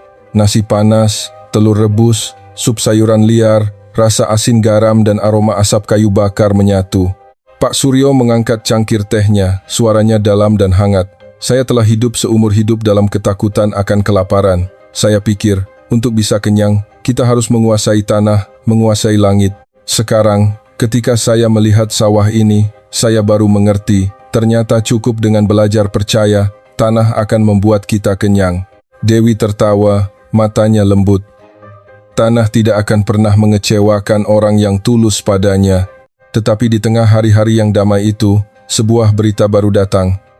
Kementerian Pertanian Pusat mengumumkan bahwa mereka akan mengirim delegasi ahli internasional untuk menilai model ini. Hasil mereka akan menentukan apakah model ini akan diperluas secara nasional atau tidak. Waktunya 2 minggu lagi. Suasana di dalam tim menjadi tegang. Tono berkata, jika mereka ingin membuktikan efektivitas sebenarnya, kita harus mempersiapkan diri lebih baik lagi. Data, sampel tanah, sampel air, semuanya harus sempurna. Maya menambahkan, dan juga petak sawah kontrol itu, kita harus membersihkannya agar mereka bisa melihat perbedaannya. Dewi mengangguk, suaranya mantap, kita tidak perlu memoles apapun, mereka hanya perlu melihat kebenaran. Semakin sederhana, akan semakin jelas. Sejak hari itu, seluruh tim bekerja hampir tanpa istirahat. Pagi hari, mereka mengukur. Sore hari, mereka mengambil sampel. Malam hari, Mereka mencatat data. Dewi bahkan bersama Budi mencoba sistem pengairan bambu yang dapat menyeimbangkan diri sendiri. Air berlebih dari petak sawah yang sudah matang bisa mengalir kembali ke petak sawah sekunder tanpa perlu menggunakan pompa. Li Jing merekam seluruh prosesnya, baik untuk laporan maupun untuk dokumentasi. Suatu sore, cuaca berubah mendung, angin membawa hawa dingin. Li Jing duduk di beranda, dia melihat Dewi masih berada di bawah sawah, sedang menyesuaikan pipa-pipa bambu. Sinar matahari senja terpantul di permukaan air, menyelimuti tubuhnya dengan cahaya keemasan yang hangat. Pemandangan itu membuat Li Jing berkata pada dirinya sendiri, "Mungkin saya sedang menyaksikan sesuatu yang lebih dari sekadar pertanian." Malam itu, seluruh sawah Huai'an bersinar terang oleh lampu minyak dari puluhan gubuk penduduk. Mereka berkumpul untuk mengobrol. Mereka bercerita tentang sawah, tentang bebek, tentang musim tanam. Tanpa diperintah, semua orang datang. Mereka membawa teko air, ubi, telur rebus. Tawa terdengar di tengah sawah. Dewi duduk di tengah-tengah kerumunan. Dia mendengar Pak Suryo menceritakan tahun-tahun kelaparan, ketika seluruh desa harus menggali umbi liar untuk bertahan hidup. Dia berbicara perlahan, suaranya dalam dan hangat. "Dulu, saya pikir tidak akan pernah bisa percaya pada sawah lagi. Tapi ketika melihat bebek-bebek ini, melihat tanah hidup kembali, saya tahu keyakinan belum mati." Semua orang terdiam. Angin bertiup, membuat nyala lampu minyak bergoyang. Li Jing diam-diam memandang Dewi. Dia melihat Dewi sedang menulis di buku catatannya. Matanya bersinar dalam kegelapan. Kemudian, saat membacanya kembali, Li Jing baru tahu tulisan itu berbunyi, "Keyakinan bukanlah sesuatu yang sudah ada di dalam diri manusia. Ia tumbuh seperti tanaman padi, dari tanah, dari air, dari hal-hal yang paling jujur." Pagi berikutnya, Huai'an terbangun dengan suara bebek dan fajar merah yang hangat. Permukaan air tenang, angin membawa aroma padi yang matang. Di dalam hati setiap orang, ada sesuatu yang juga sedang matang, yaitu keyakinan pada sesuatu yang pernah mereka anggap samar.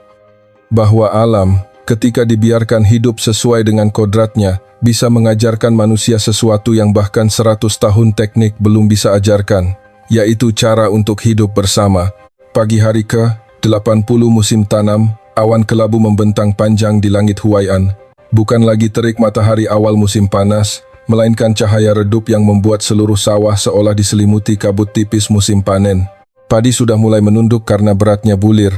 Warna kuning pucat perlahan menyebar di antara sisa-sisa hijau terakhir. Aroma jerami baru, aroma air, aroma lumpur muda bercampur menjadi satu, menciptakan cita rasa yang sangat khas, aroma musim yang akan segera dipanen. Dewi berdiri di pematang sawah, dia menatap bayangannya yang terpantul di permukaan air. Di kejauhan, kawanan bebek menjadi lebih berat, mereka tidak lagi seramai hari-hari pertama. Mereka berenang perlahan, sesekali berhenti untuk membersihkan bulu, seolah mereka juga mengerti bahwa misi mereka akan segera selesai. Tono datang membawa buku catatan hasil panen, suaranya antusias. Rata-rata setiap rumpun padi memiliki 130 bulir padat. Hasil panen telah melampaui petak kontrol hampir 20%. Budi menambahkan, dan biayanya hanya separuh. Jika ini diperluas, seluruh wilayah ini bisa menghidupi dirinya sendiri. Dewi hanya tersenyum. Dia tidak berkata apa-apa. Baginya, angka-angka hanyalah hasil. Yang paling berharga adalah tatapan para petani hari ini sudah berbeda. Tidak ada lagi keraguan, melainkan keyakinan. Siang hari, delegasi ahli internasional datang. 3 mobil berhenti di depan jalan tanah kecil. Orang-orang berjaket putih, bertopi lebar turun. Di belakang mereka ada tim juru kamera dan penerjemah. Dipimpin oleh Tuan Ricardo, seorang ahli dari FAO, orang Italia. Dia adalah orang yang paling menentang model ini sejak awal, karena menurutnya model ini kurang memiliki dasar industrialisasi. Dia turun ke sawah. Dia berjalan di lumpur tanpa ragu. Dewi berjalan di sampingnya, menjelaskan perlahan tentang setiap proses, setiap tahap, cara memilih benih, cara mengatur air, cara melepaskan bebek sesuai siklus. Dia membungkuk, mencabut satu rumpun padi, memisahkan bulirnya, meremasnya dengan lembut. Bulirnya padat, kulitnya tebal, aroma harum yang lembut menyebar. Dia menatap Dewi, matanya telah berubah. Tidak ada obat, tidak ada bahan kimia. Hanya bebek, air, dan keyakinan. Ricardo terdiam lama, lalu dia tertawa kecil. Untuk pertama kalinya, saya melihat keyakinan juga merupakan elemen teknik. Penilaian berlangsung sepanjang sore. Para ahli mengukur sampel air, sampel tanah, mereka menganalisis mikroorganisme, dan semuanya memberikan hasil yang sama, lingkungan bersih, tidak ada residu bahan kimia. Seorang insinyur muda Jepang berkata pelan, "Ini adalah model yang benar-benar seimbang. Ini bukan hanya pertanian, ini adalah sebuah ekosistem." Ketika delegasi ahli selesai memeriksa, tiba-tiba angin bertiup. Hembusan angin kencang menyapu petak sawah, membuat permukaan air beriak, padi miring, sayap-sayap bebek membelah air, terbang rendah. Hujan pertama musim itu turun, cepat dan deras. Semua orang bergegas lari ke tenda, tetapi Dewi tetap berdiri di bawah hujan, matanya menatap ke seluruh penjuru sawah. Li Jing berteriak, "Masuklah, hujannya deras sekali." Dia menggelengkan kepala, dia berteriak di tengah angin, "Tidak apa-apa, ini adalah ujian terakhir musim ini. Jika tanah dan padi kuat, mereka akan tetap berdiri." Hujan turun deras selama hampir setengah jam, lalu reda. Ketika matahari muncul dari balik awan, sawah masih berdiri kokoh, air tidak meluap, bebek masih berenang. Hanya ada lapisan uap tipis yang membumbung seperti asap. Tuan Ricardo mendekat, dia menjabat tangannya. Dia berbicara perlahan dalam bahasa Inggris, Li Jing menerjemahkannya. "Saya telah mengunjungi banyak negara, tetapi ini adalah pertama kalinya saya melihat sebuah sawah yang tahu cara melindungi dirinya sendiri. Indonesia telah membawa tidak hanya sebuah model, tetapi sebuah filosofi." Seluruh rombongan terdiam. Angin bertiup membawa aroma jerami dan air hangat. Dalam cahaya senja, kawanan bebek kembali berbaris pulang ke kandang, seolah segalanya telah diatur. Malam itu mereka makan malam bersama di tenda. Di atas meja hanya ada nasi putih, ikan kering, dan beberapa telur bebek rebus. Cahaya lampu minyak kuning pucat menyinari wajah-wajah yang kotor, tetapi berseri-seri. Li Jing melihat sekeliling. Suaranya bergetar. "Tahukah Anda, dulu saya tidak percaya pada alam. Sekarang saya malah takut.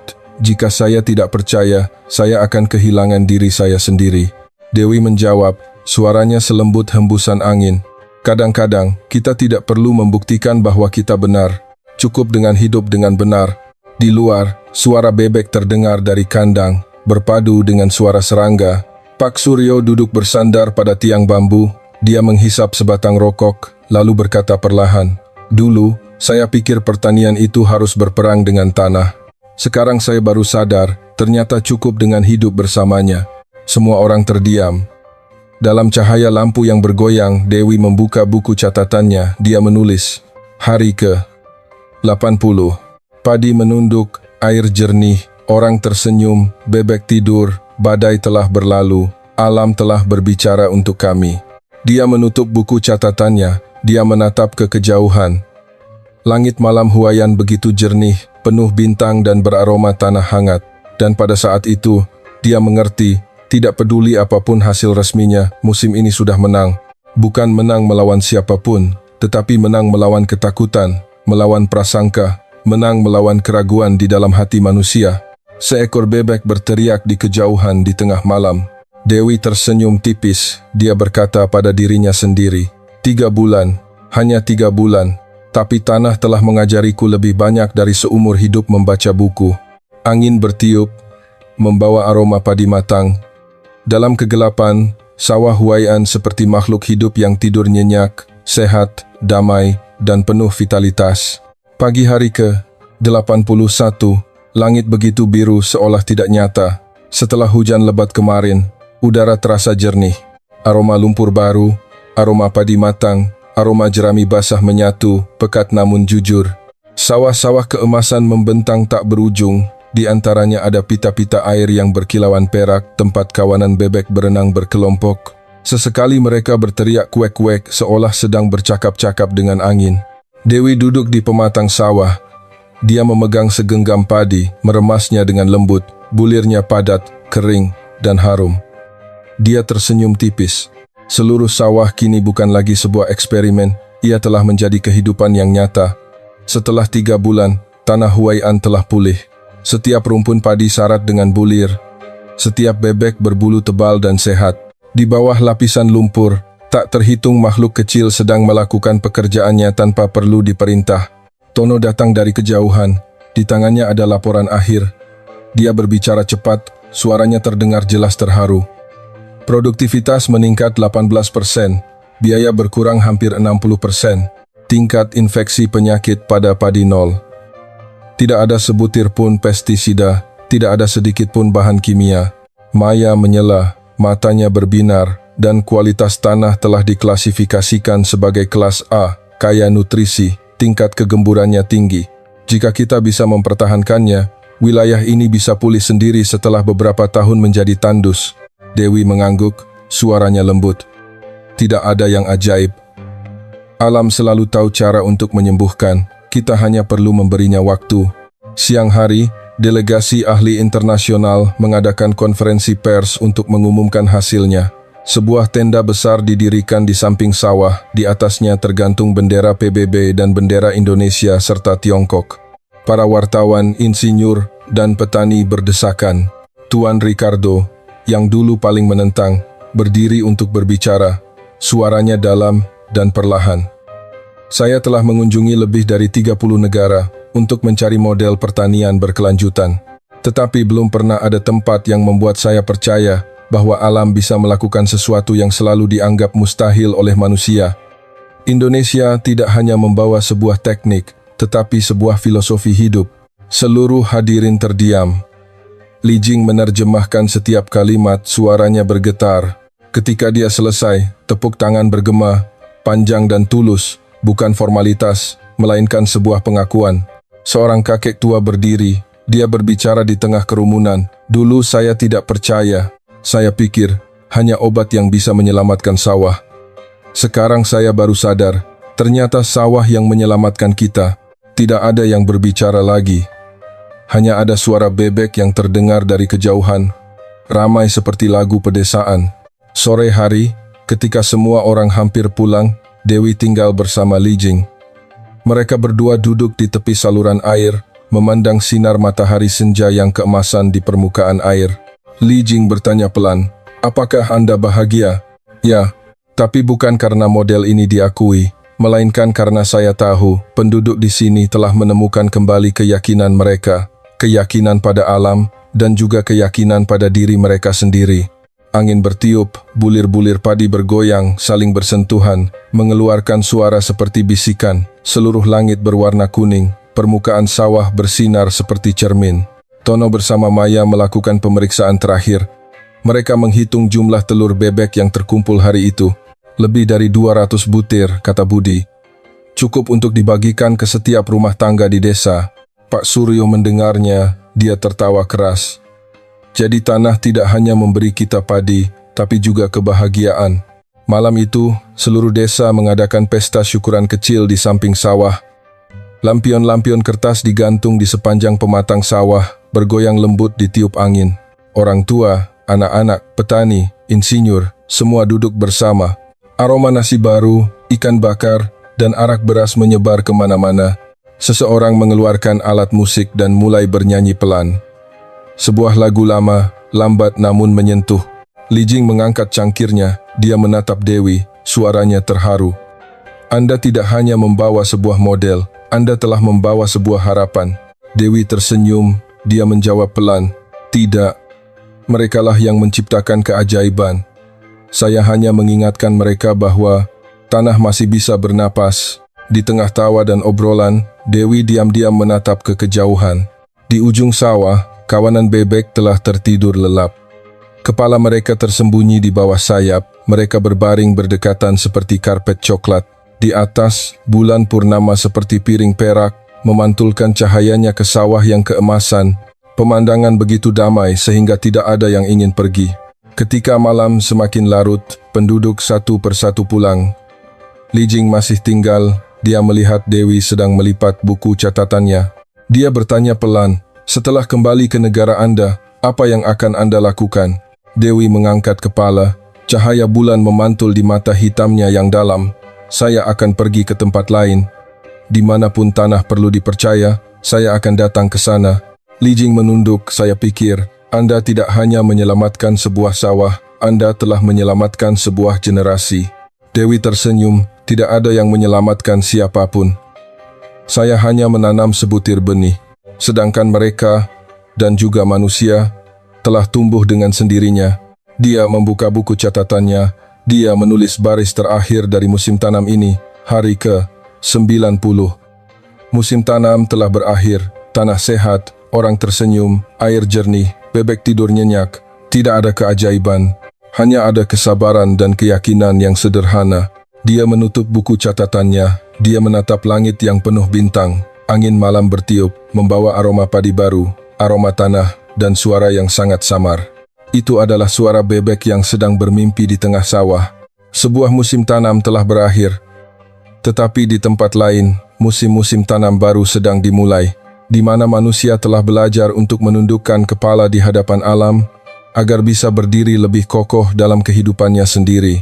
Di tengah sawah Huai'an yang bersinar perak, suara narator terdengar, lembut seperti hembusan napas. Ada keajaiban yang tidak datang dari mesin atau teknik, melainkan datang dari sebuah keyakinan.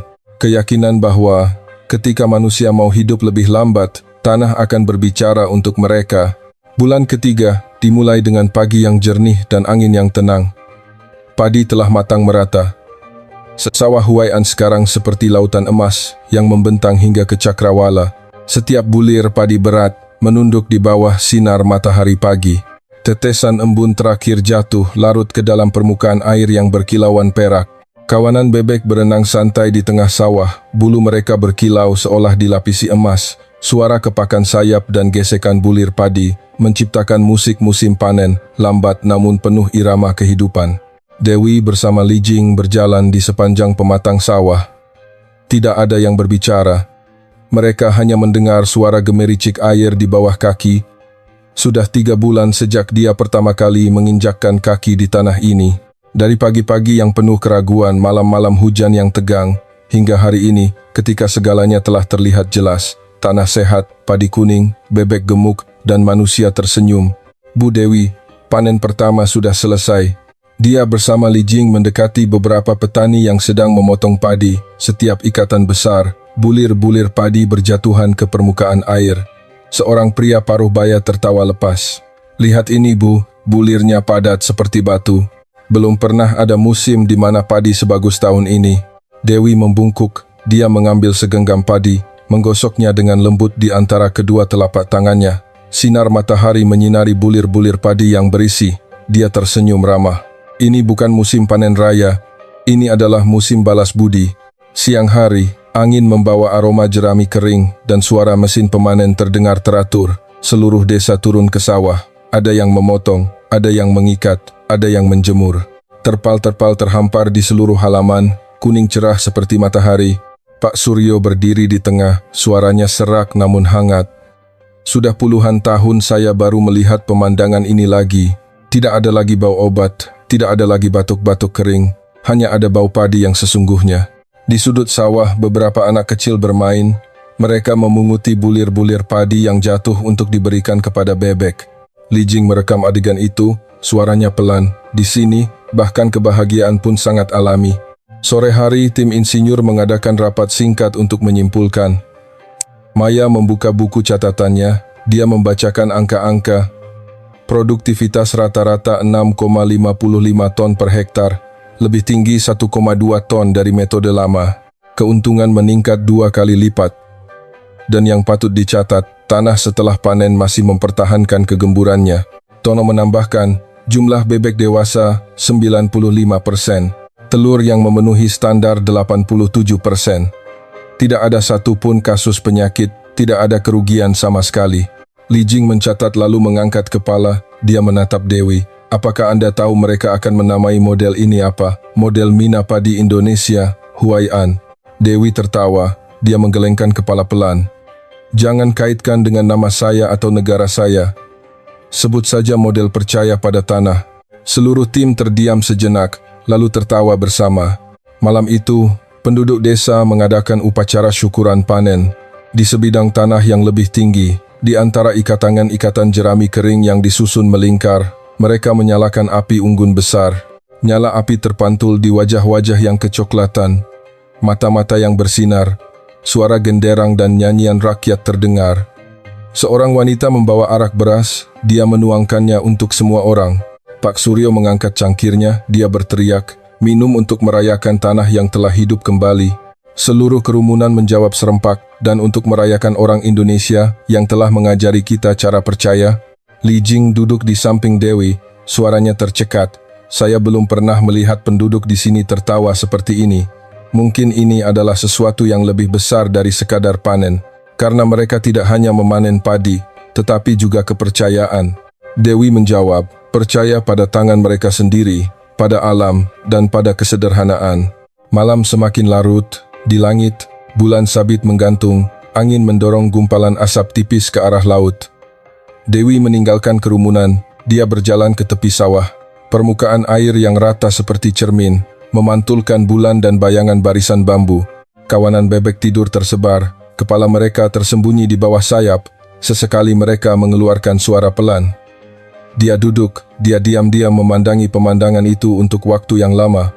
Beberapa saat kemudian, Li Jing datang, tangannya memegang lampu minyak. Anda belum istirahat, saya ingin melihat sedikit lebih lama lagi. Besok mereka akan mengadakan upacara terima kasih. Anda tahu, saya sudah dengar, tapi mungkin saya tidak akan berkata apa-apa. Tanah dan sawah sudah mengatakan semuanya.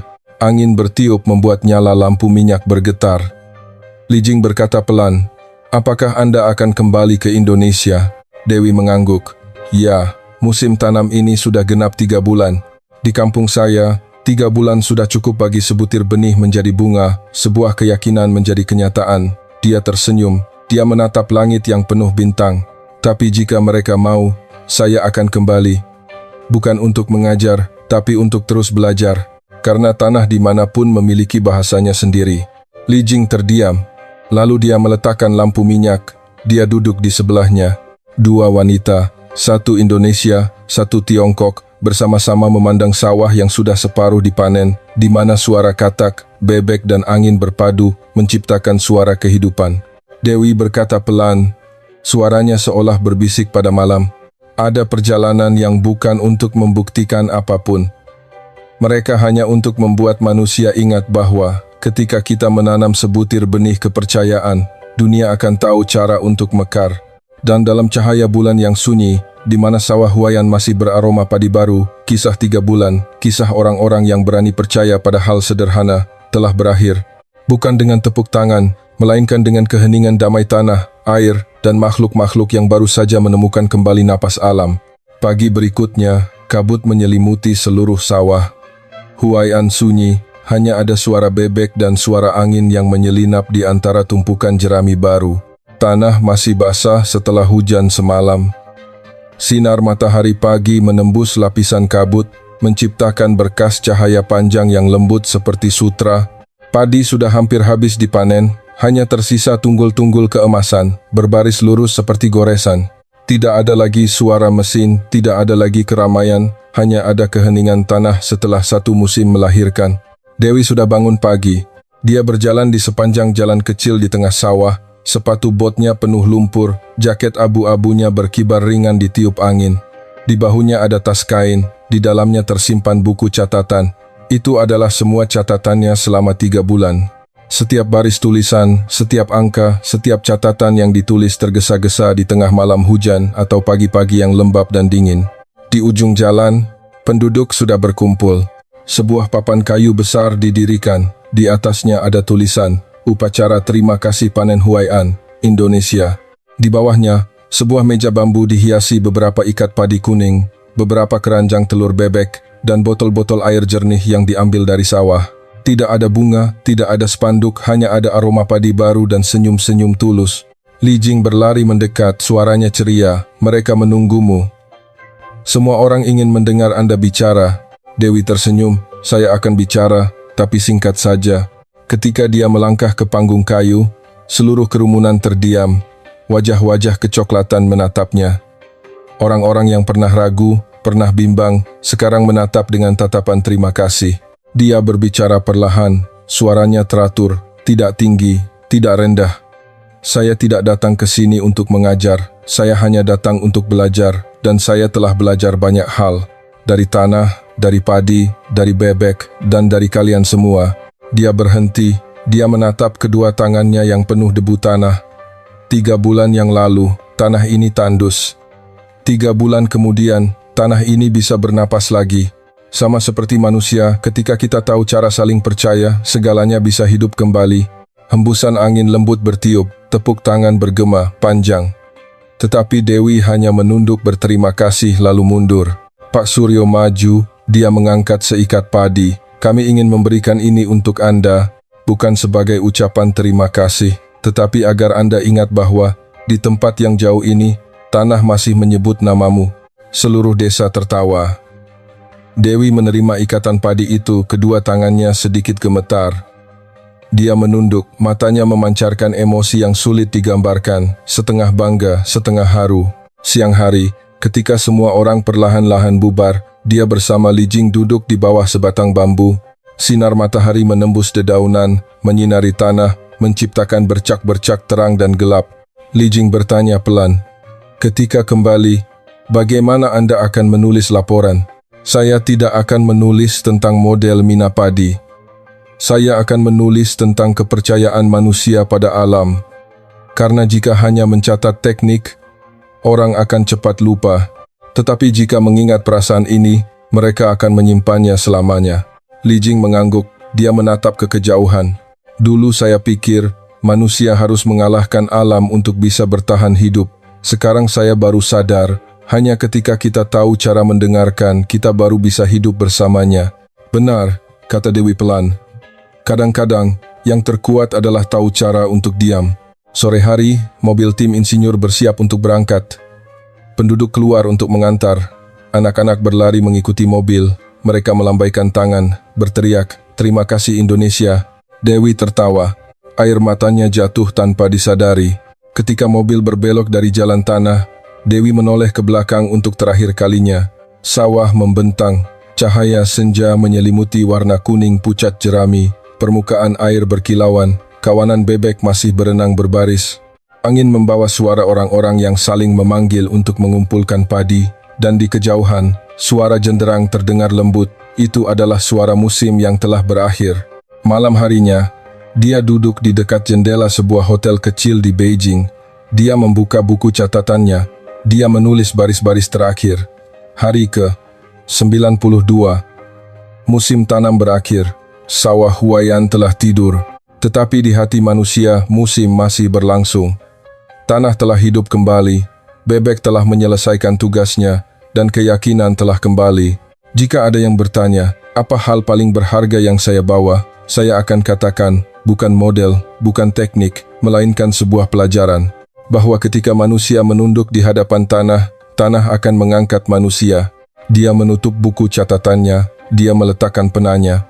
Di luar, salju pertama musim itu mulai turun. Butiran-butiran salju kecil jatuh lembut di bingkai jendela, perlahan-lahan mencair. Dia tersenyum, dia berpikir dalam hati. 3 bulan, hanya 3 bulan tapi tanah telah berubah. Mungkin, jika manusia saling memberi 3 bulan untuk percaya, dunia ini juga akan berbeda. Lalu dia mematikan lampu. Dia berbisik seolah pada dirinya sendiri, atau pada tanah yang telah mengajarinya cara percaya. Tanah tidak butuh ucapan selamat tinggal. Ia hanya butuh janji bahwa kita akan kembali ketika hati kita benar-benar tulus. Di luar sana, di malam salju pertama, butiran-butiran es jatuh dengan lembut, mencair ke dalam tanah. Dan di suatu tempat di Huaiyan, kawanan bebek masih tidur nyenyak di tengah sawah keemasan. Mereka menjaga mimpi untuk musim baru yang akan dimulai. Seperti setiap permulaan, dari keyakinan dan kehidupan. 3 minggu kemudian, ketika salju pertama telah menutupi bukit-bukit di utara, Dewi kembali ke Huaiyan. Bukan untuk bekerja, tapi untuk berpamitan. Perjalanan ini tidak tercatat dalam rencana, juga tidak ada yang memintanya. Dia hanya ingin melihat kembali sawah itu sekali lagi, tempat yang telah memberinya pelajaran paling sederhana dalam hidup. Jalan tanah yang dulu kini sudah kering dan padat. Di kedua sisi, tumpukan jerami diikat tinggi, warnanya kuning bercampur putih di bawah lapisan embun beku.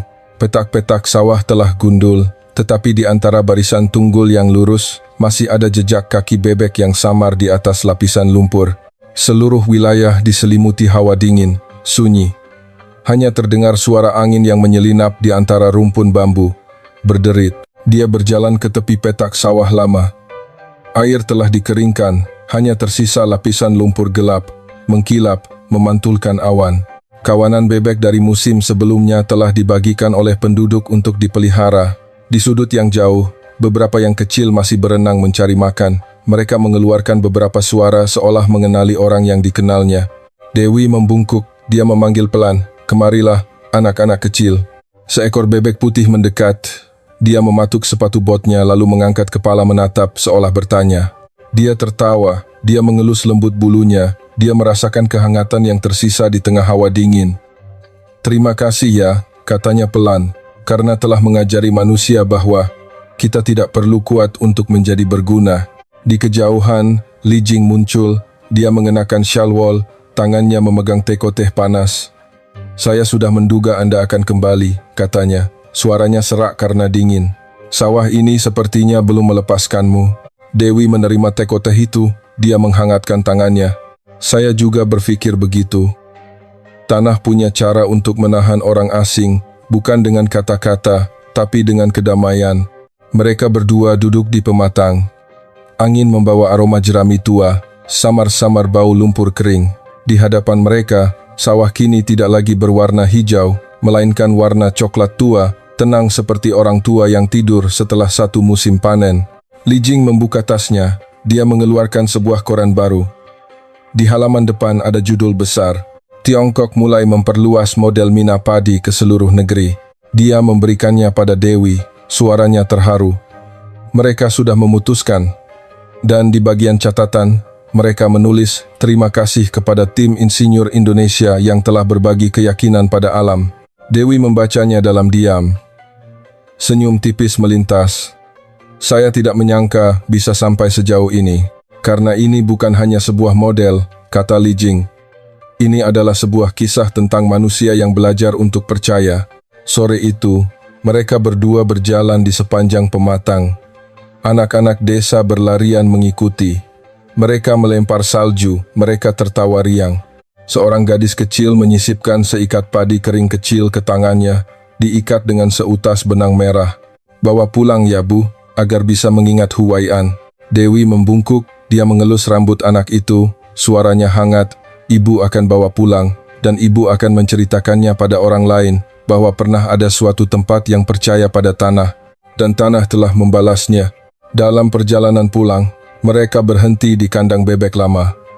Kini sudah direnovasi dengan kayu baru. Di atasnya tergantung papan kecil, peternakan kepercayaan. Di dalamnya, puluhan anak bebek yang baru menetas sedang belajar berenang di sebuah kolam kecil. Airnya begitu jernih hingga bayangan awan terlihat jelas. Dewi berkata pelan, "Musim tanam berikutnya akan lebih baik dari yang ini karena mereka lahir dari tanah yang sehat." Sebelum pergi, dia berhenti. Dia melihat untuk terakhir kalinya. Cahaya senja menyelimuti permukaan lumpur dengan warna keemasan, memantulkan berkas cahaya panjang seperti benang. Dia mengeluarkan buku catatan lamanya. Dia menulis beberapa baris lagi. Hari ke-115. Tanah sedang beristirahat, orang sedang tersenyum, bebek baru telah menetas. Musim lama belum usai, musim baru telah dimulai. Ketika manusia tidak berusaha mempertahankan sesuatu, alam akan memberikan kembali lebih dari yang mereka kira. Li Jing selesai membacanya, dia tersenyum tipis.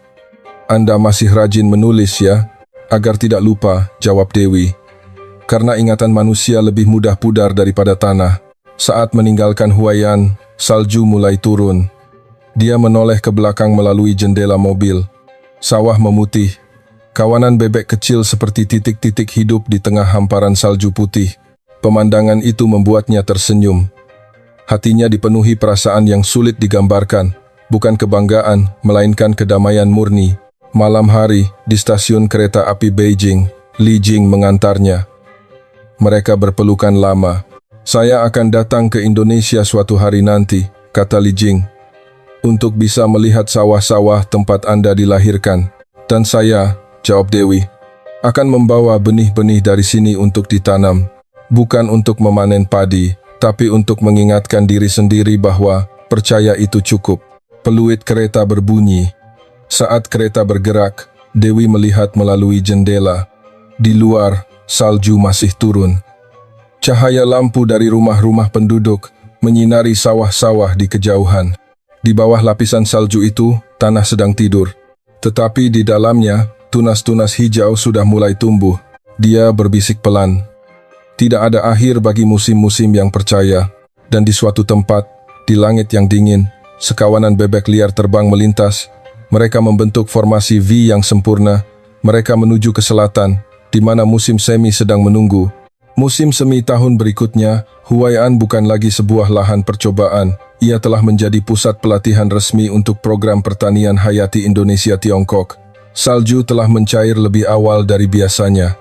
Air mengalir ke petak-petak sawah, berkilauan di bawah sinar matahari.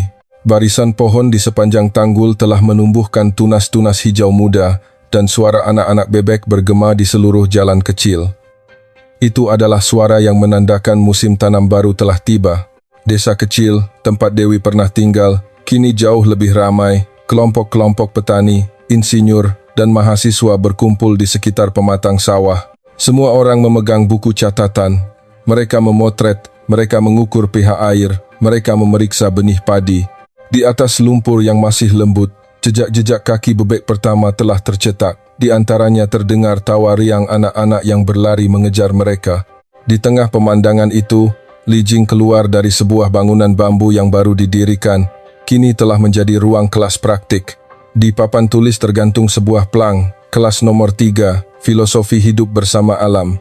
Dia mengenakan jaket coklat muda, dia memakai topi, tangannya memegang sebuah buku catatan. Hari ini, kita akan belajar sesuatu yang oleh orang Indonesia disebut alam mengajari manusia. Tidak ada kurikulum.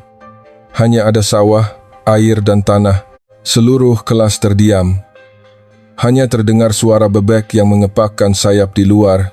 Li Jing melanjutkan, kalian akan mencatat apa yang kalian amati, tapi jangan gunakan kata-kata seperti efisiensi atau produktivitas. Gunakan kata hidup. Lihatlah petak sawah ini sebagai sebuah tubuh, bukan sebagai mesin. Seorang mahasiswa muda mengangkat tangan bertanya, Ibu, apakah ibu pikir model ini bisa diterapkan di seluruh wilayah utara? Dia tersenyum, bisa. Tapi jangan berpikir kita membawa model ini pergi. Biarkan model ini menemukan tempat di mana ia bisa hidup. Di kejauhan, terdengar suara mesin mobil. Serombongan tamu internasional telah tiba. Perwakilan dari FAO bersama beberapa insinyur dari Laos, Indonesia, dan Myanmar. Di antara mereka ada juga Dewi. Dia turun dari mobil, angin meniup jubah panjangnya dengan lembut. Senyumnya masih sama tenangnya. Tetapi matanya kini memiliki sesuatu yang lebih dalam, seolah di dalamnya bukan lagi keyakinan yang perlu dibuktikan, melainkan pemahaman yang telah terkonfirmasi. Li Jing berlari mendekat, dia memeluknya. Tawanya bercampur dengan haru. Saya tahu Anda akan kembali. Saya sudah berjanji, jawab Dewi. Saya datang untuk melihat musim semi pertama di Huai'an. Mereka berdua berjalan ke pematang sawah. Permukaan air memantulkan langit biru pucat. Padi yang baru ditanam muda dan lembut, berbaris lurus seperti goresan tipis. Kawanan anak bebek berenang-renang. Suara mereka riuh rendah. Dewi membungkuk. Dia mengambil segenggam air, membiarkannya mengalir melalui sela-sela jarinya. 3 bulan lagi, tempat ini akan kembali hijau subur, katanya pelan. Dan dunia akan melihat sekali lagi bahwa bukan teknologi yang menyelamatkan manusia, melainkan kepercayaan pada kehidupan. Seorang ahli dari FAO mendekat, dia menjabat tangannya. Kami ingin mengundang Anda untuk presentasi di konferensi pertanian Asia mendatang.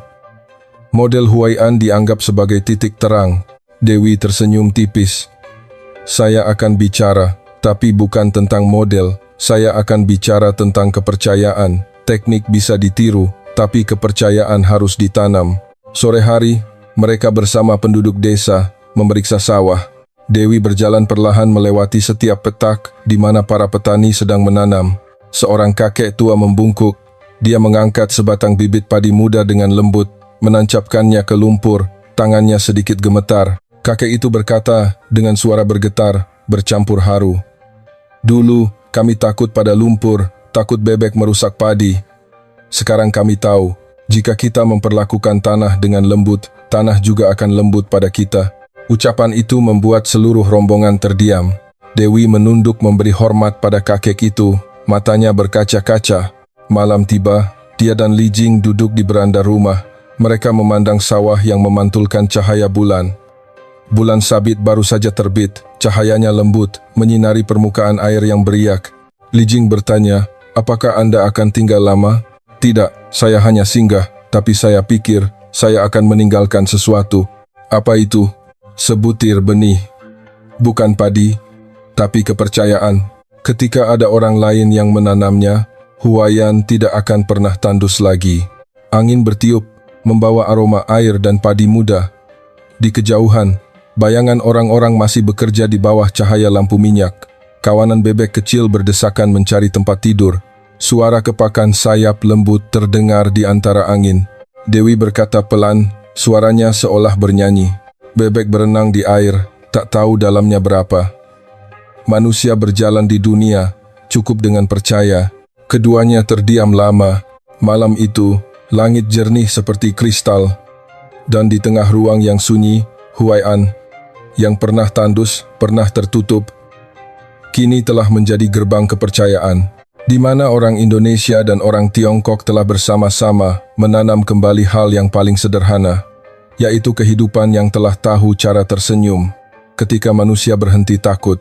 3 tahun kemudian, Huai'an telah berubah. Dari atas, seluruh wilayah kini adalah permadani hijau. Petak-petak sawah saling terhubung seperti petak-petak sutra. Di antaranya ada saluran-saluran kecil yang mengalirkan air jernih. Di antara rumpun-rumpun padi, kawanan-kawanan bebek putih berenang serempak. Mereka menghiasi warna hijau dataran dengan titik-titik putih yang hidup. Tidak ada lagi pagar-pagar besi, tidak ada papan larangan masuk, tidak ada lagi suara mesin penyemprot pestisida. Yang ada adalah suara orang-orang yang saling memanggil, suara tawa, dan suara air yang menepuk lembut sisi-sisi perahu bambu.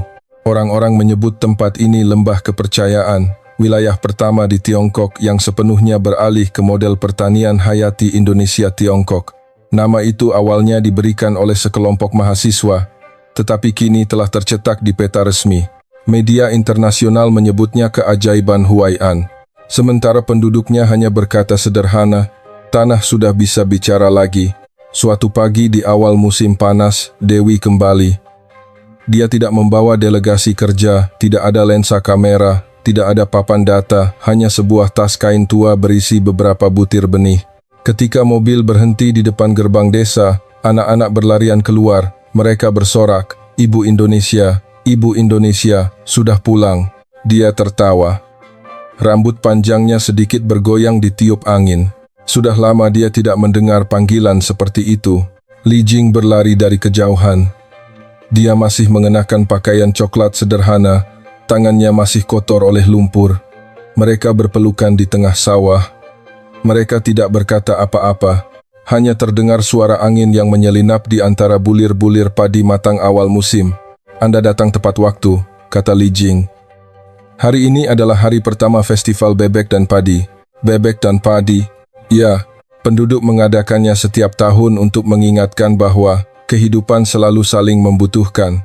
Seluruh desa sedang bersiap. Di pematang sawah, orang dewasa mendirikan tenda, anak-anak menggantung bendera kertas bergambar bebek. Aroma nasi baru, jerami kering, dan lumpur muda menyatu, menciptakan aroma khas yang hanya ada di Huai'an. Sore hari, genderang berbunyi. Festival telah dimulai. Di sebuah panggung kecil yang terbuat dari bambu, Li Jing naik, dia berbicara dengan suara jelas.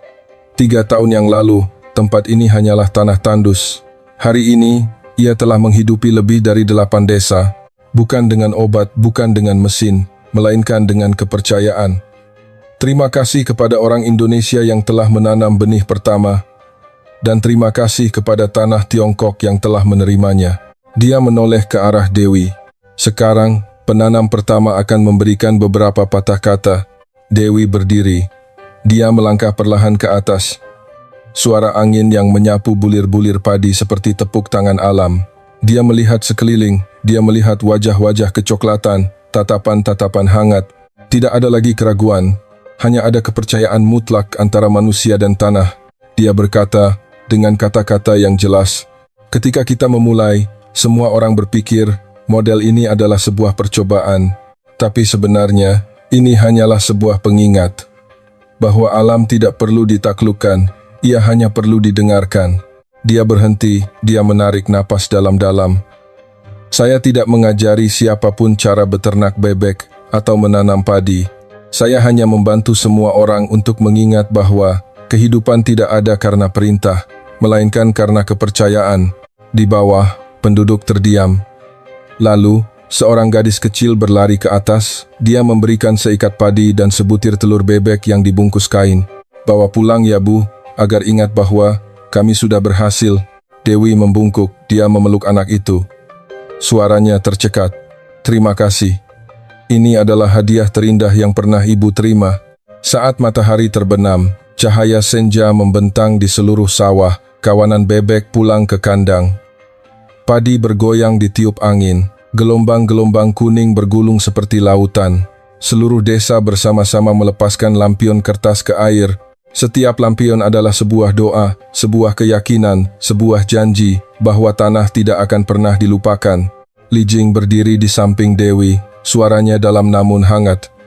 "Apakah Anda tahu mengapa saya paling suka suara bebek? Karena ramai dan ceria? Bukan. Karena suaranya tidak pernah sendirian.